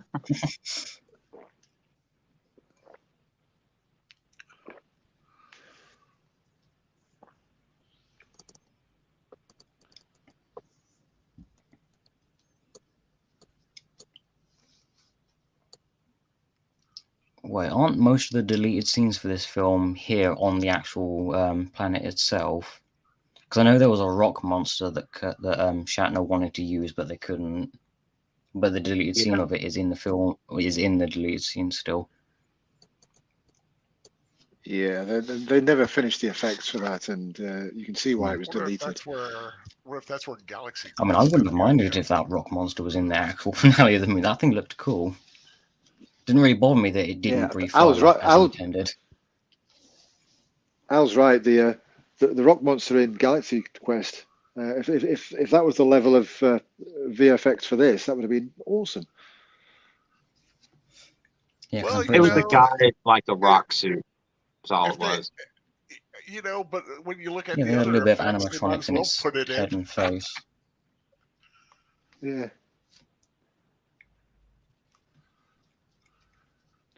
This is a great cue. That little A busy horn man. Is it a busy man on the soundtrack? Yeah.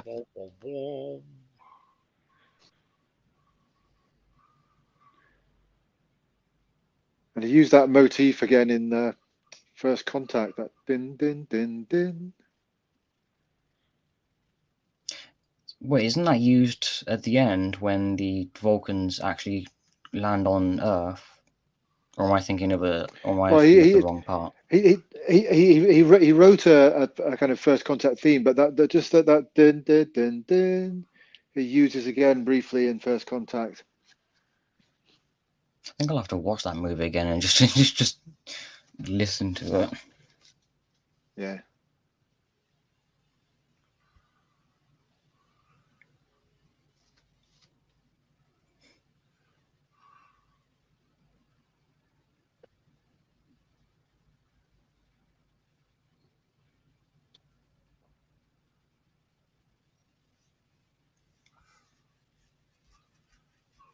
This is like a classic episode of the original series, kind of stretched to a film length. It's just a shame that he wasn't given the budget to fulfill his vision. Well, wasn't this didn't this grow out of a Phase 2 script? I think so. Yeah. I think the film started as because Shatner watched was it some sort? I think it was a religious channel. I think he was watching Televangelists on TV. They were real big back in the 80s. Yeah, and I think Kirk was. I think Shatner was like fascinated by the idea of that. Well, something about that spoke to him, and then I know a lot of those Phase 2 scripts eventually made their way, of course, before, Motion Picture, but then even a couple for Next Gen. I think a couple ideas from Phase 2 did make it into Next Gen. I think it was a mix of the Motion Picture and the Next Generation that kind of where that led to.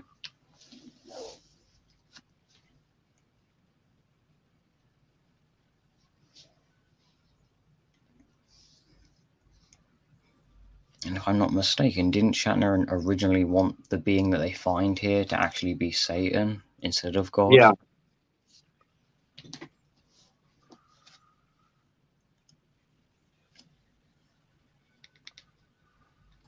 Yeah, the ending was going to be a lot fancier than what we got.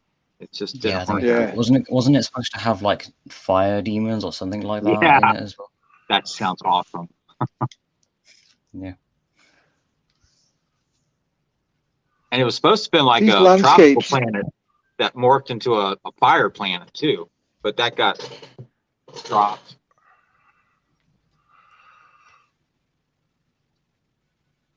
There's his daughter again. Yep. Actually, if they wanted it like a fire planet, they probably could have just reused parts from the end of Star Trek 3. Nobody's paying attention to tactical.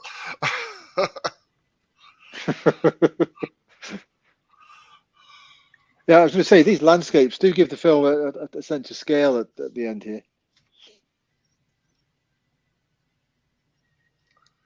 Where was this filmed? Mojave Desert. Mojave, is it? I say they should have Ayers Rock in every single film. Just have Kirk goes. Or Uluru, as it's known. Yeah, Uluru. Oh, I'm thinking of no. I'm thinking of. No, You're thinking of Vasquez Rocks. Vasquez Rocks, yeah, for Ayers Rocks, the big rock in Australia. Got confused. Yeah, Vasquez Rocks.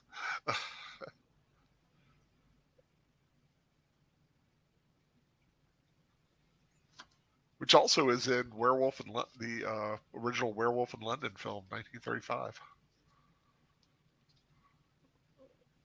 Vasquez Rocks.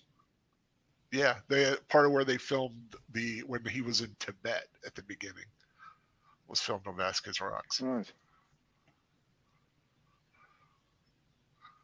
Oh, I thought the American Werewolf in London film from the 80s was the only one with that title. I didn't know there was one before that. Yeah, there's this one called Werewolf of London. Predated the original Wolfman. Are the two films in any way related, or is it purely a coincidence that the titles match? Not at all related. Totally different. Still Universal. It's considered a Universal horror film, but the Wolfman gets more credit. But Henry Hull, it's a great look for Wolfman. It's not as hairy as Lon Chaney Jr.'s, but quite a good look for a werewolf. Where are you guys at the best line of the movie? No, just the big rock is growing out of the ground right now. Oh, okay, you're not there yet. literally just got to it. No, no, we don't know why God would want a starship yet. Yeah. See, if I were God, Matthew's at the end credits. If someone asked me that, I'd be like, because the Enterprise looks cool, man. I have 16 minutes left of the film, I got 20 but got that is 20. the best line in the movie. What does God need with a spaceship? for my collection.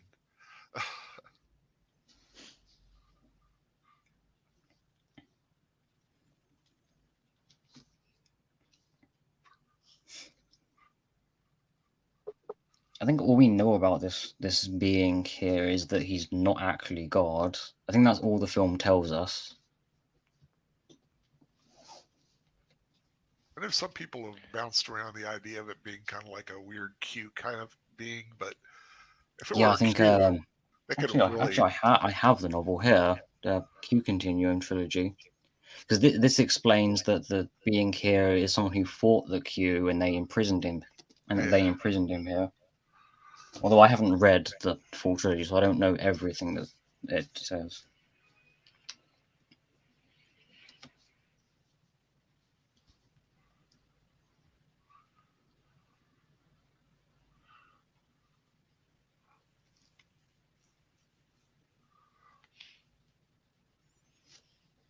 I always like the idea of the Squire of Gothos, Trelane, being a Q, a baby Q. Yeah, I like that for as well. I think one of the books even goes into, because Yeah. I think it's Q Squared, I think is the name of the book. Yeah, something like that.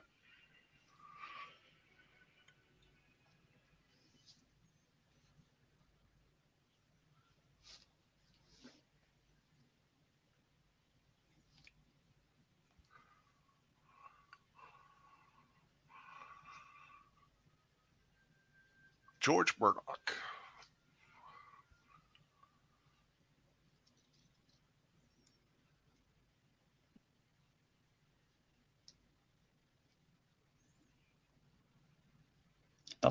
You know what? That's I've just got past the point when the god of Shakari like takes the form of Cybok.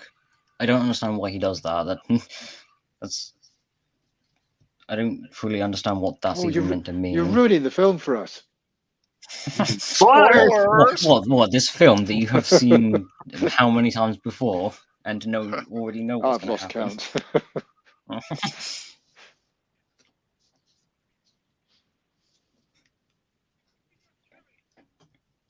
I wonder if I'm like a set amount of time ahead, or if I'm just continuously getting further, and if like the time ahead I am is just getting bigger and bigger as we're watching. Just playing at a faster rate.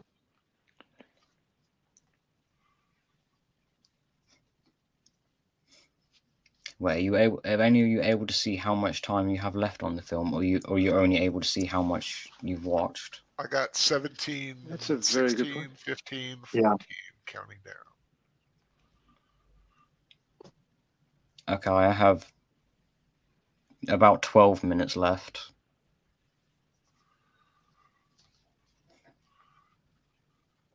You would ask the Almighty I've for got his about ID. 17 minutes.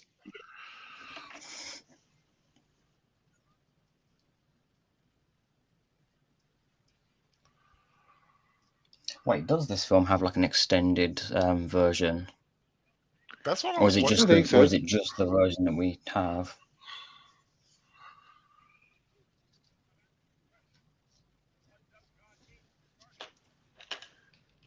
That's a good point, actually. Let's have a look.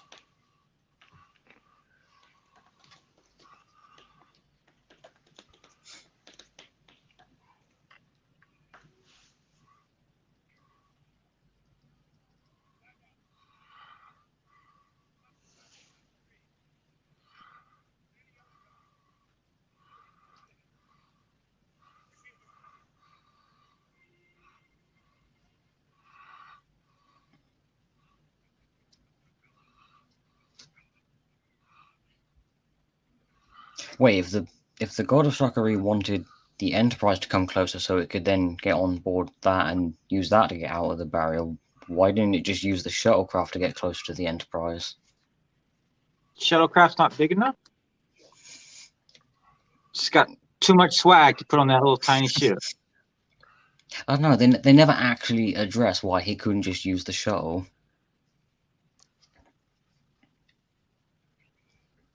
Oh wait, no. The Klingon bird of prey also comes real close to this planet and blows it up.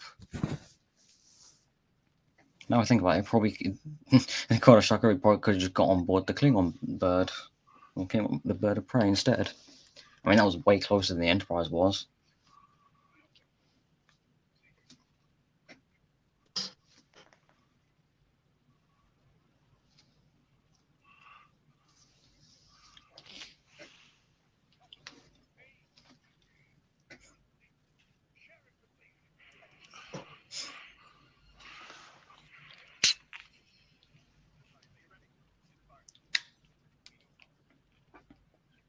Oh, I think this is the only shot of the film that's like it's got some like really exaggerated lighting. It's just purely red with like harsh black shadows.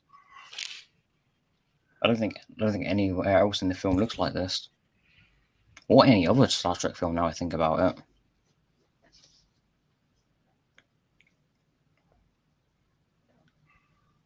We'll let you know in about 2 minutes when we watch that scene. it. Yeah.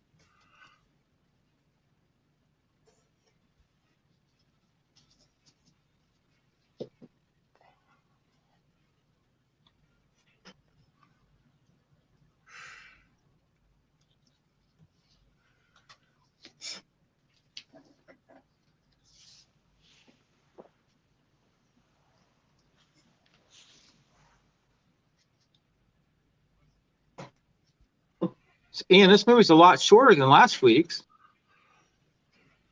Oh, tell me about it.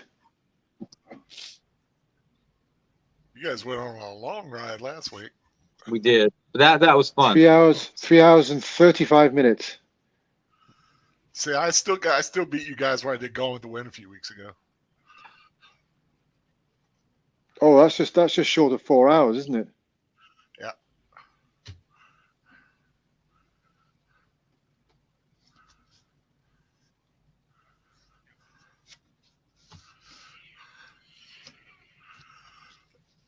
Let's see, if I were Scotty, I'd be ticked. All that work gone.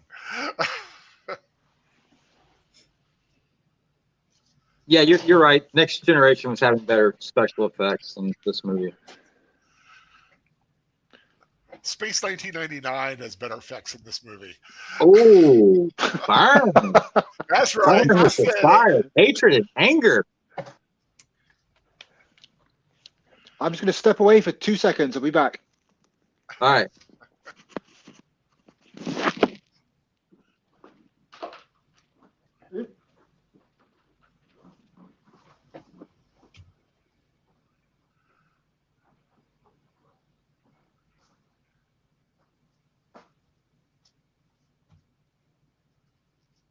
Yeah, the Klingons did not like Kirk.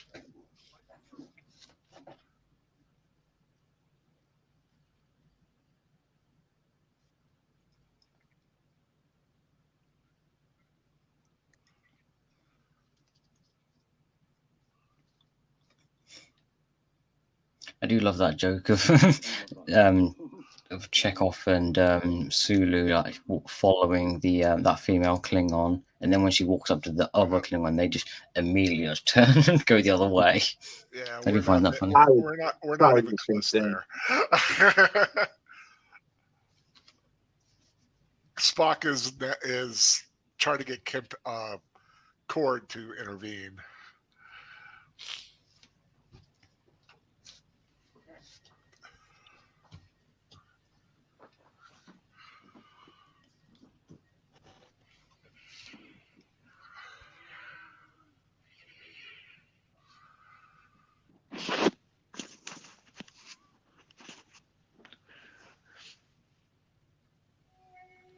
So we're at the red lighting now, Matthew. Ah. Would you say this is the only film to have like very drastic lighting like that? I think so, yeah.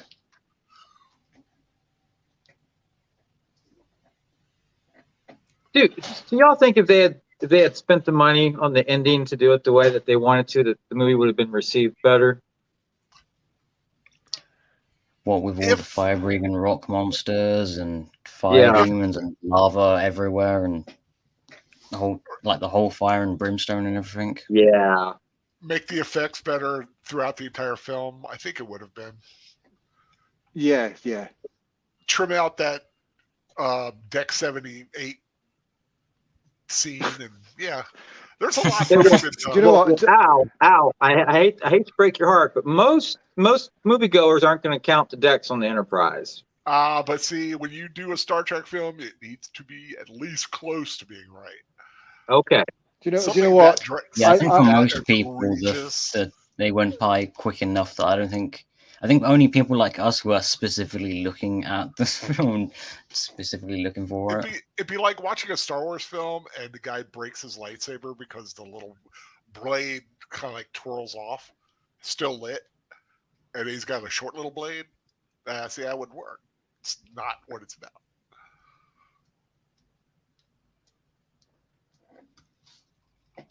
I do like this moment.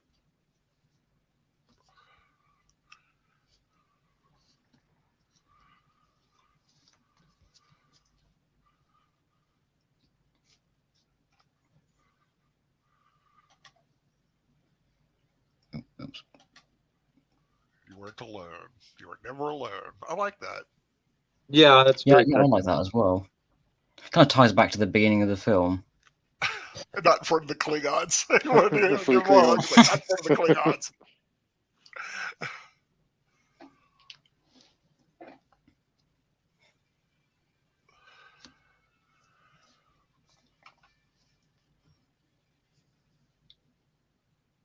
Klingon ship is so itty bitty compared to the Enterprise. But the battle cruisers are substantially larger, though, right? Oh yeah. They're on par with the D7s are on par with the Constitution class, as far as length, not overall girth or anything, but because they're just differently done. The Romulan bird of prey, I think, is smaller. Really? Than a bird of prey?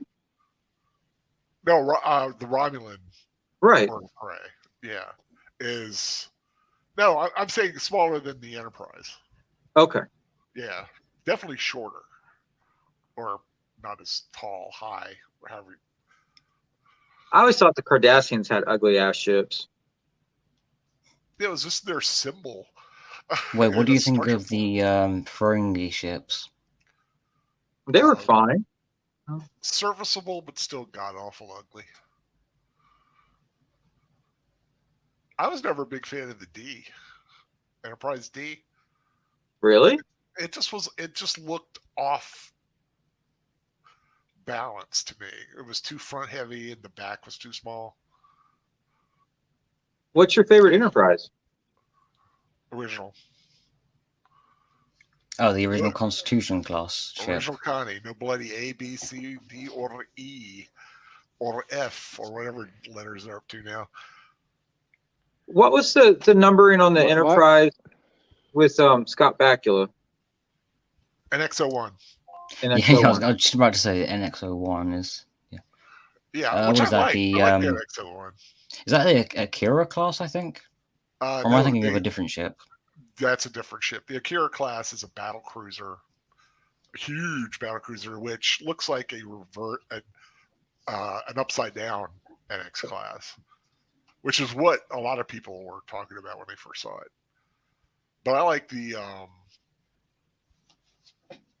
NX class. I like, of course, the original Enterprise is, to me, you can't beat it. I will say I love the redesign from Strange New Worlds.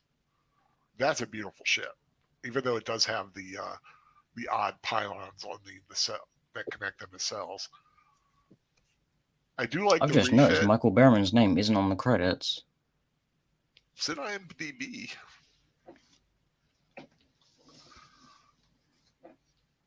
Dun, dun, dun, dun, dun. You know what? We should take soundtracks of Birdman field trip to Yosemite and climb that mountain together. I'm not saying climb the entire mountain, just What? See who can get the highest. I'll put money on you, Matthew. Vixus, Spice Williams. I did meet her.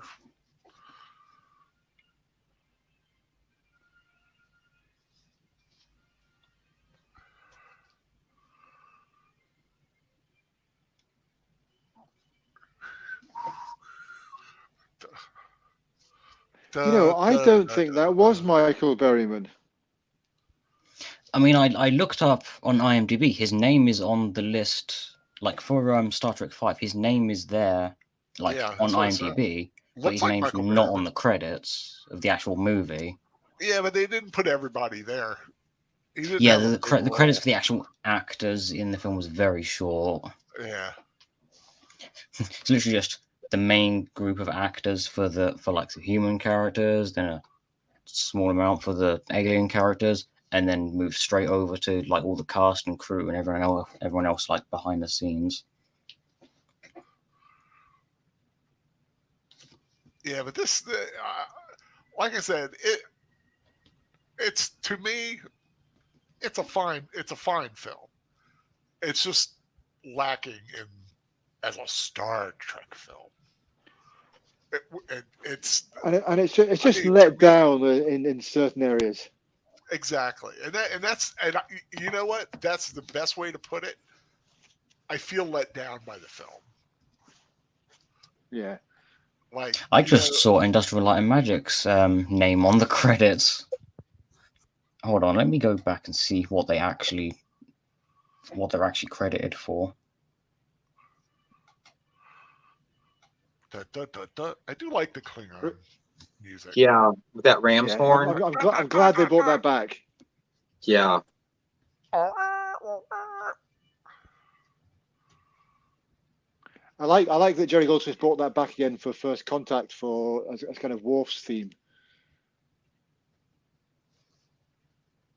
Assistant to Mr. Roddenberry. Climbing double for William Shatner, Bob Gaines.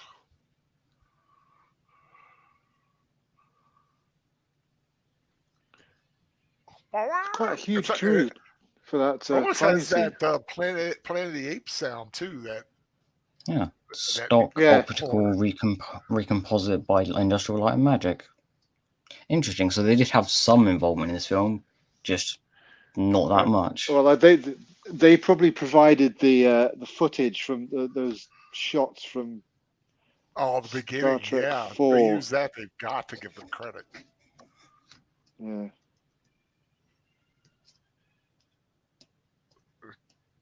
New spacecraft models designed by Gregory Chin.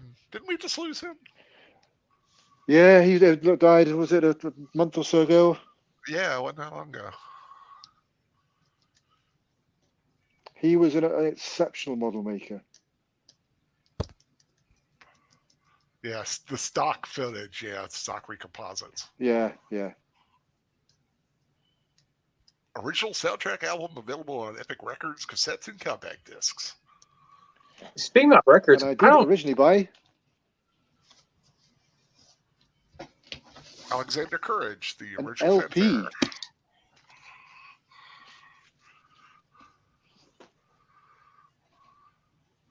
Jack Daniels. Sorry, That Daniel, must you were be saying the something. official Tennessee Apple whiskey computer. of Dr. McCoy.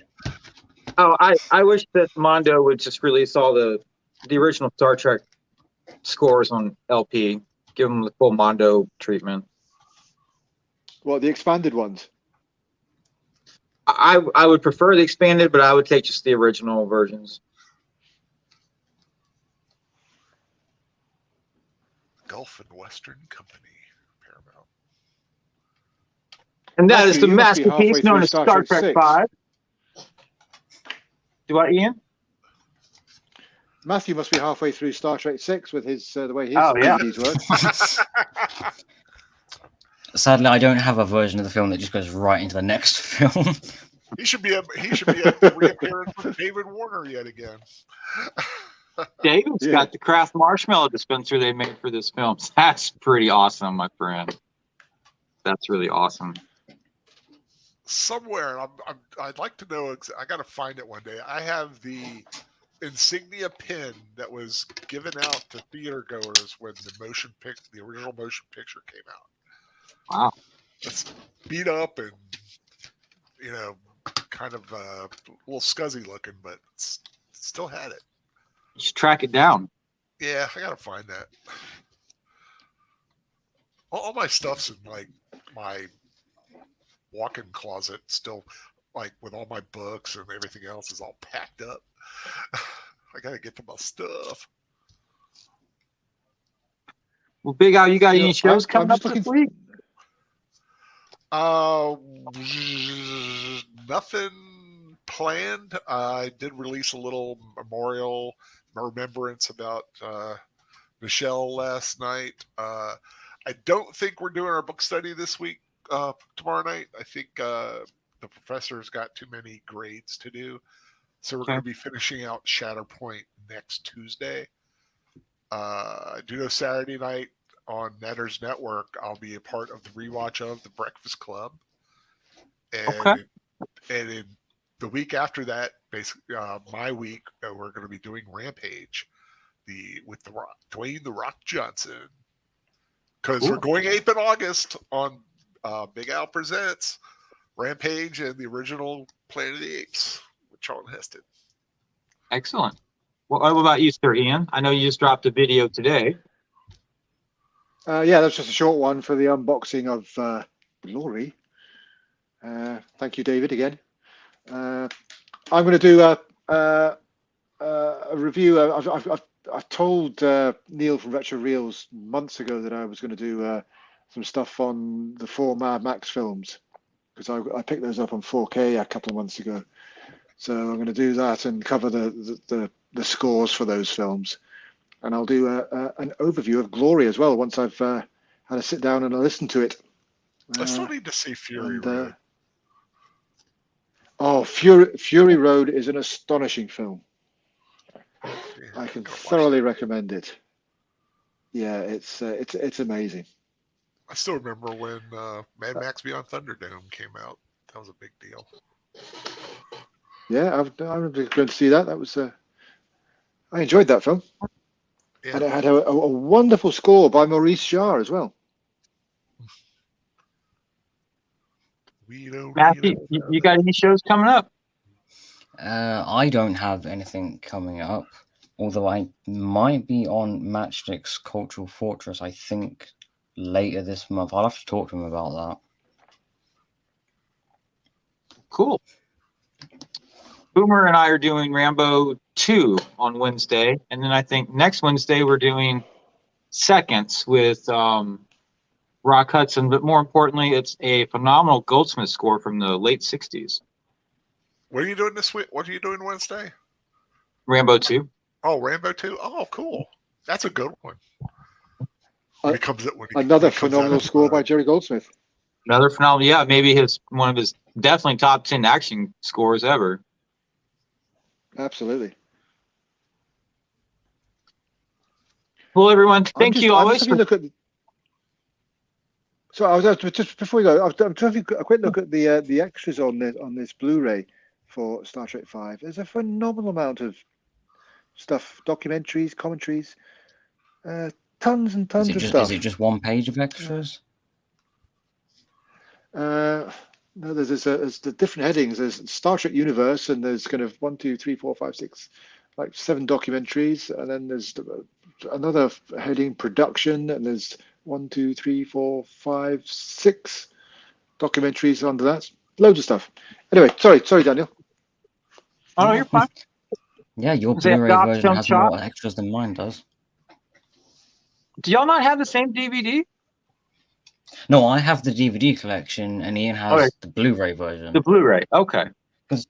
My version has like an extra disc, or there it is. Yeah, it has an extra disc called the Captain's. The Captain's Summit, which is basically a whole bunch of extras for all of the film, for all 6 films, plus whatever extras are on the individual discs. I'm gonna assume Ian's is yours just the 6 films, or do you have the extra disc? I do have the extra disc, the Captain's Summit. Exclusive interviews with, that's where Patrick Stewart, Leonard Nimoy, Shatner, Whoopi Goldberg, and Jonathan Frakes sat down and had a kind of a chat. That's a really good thing if you can see that. The Captain's, it might be available on YouTube. Well, the Captain's Summit. There's a good fun chat between them all. It's over an hour long, I think. Well, thank you everyone for coming by. Thank you, David, for being here as always. Adopt, Don't Shop. Keep listening to great film scores, and we will see you Wednesday night for Rambo 2. Take care, everyone. Bye. Bye.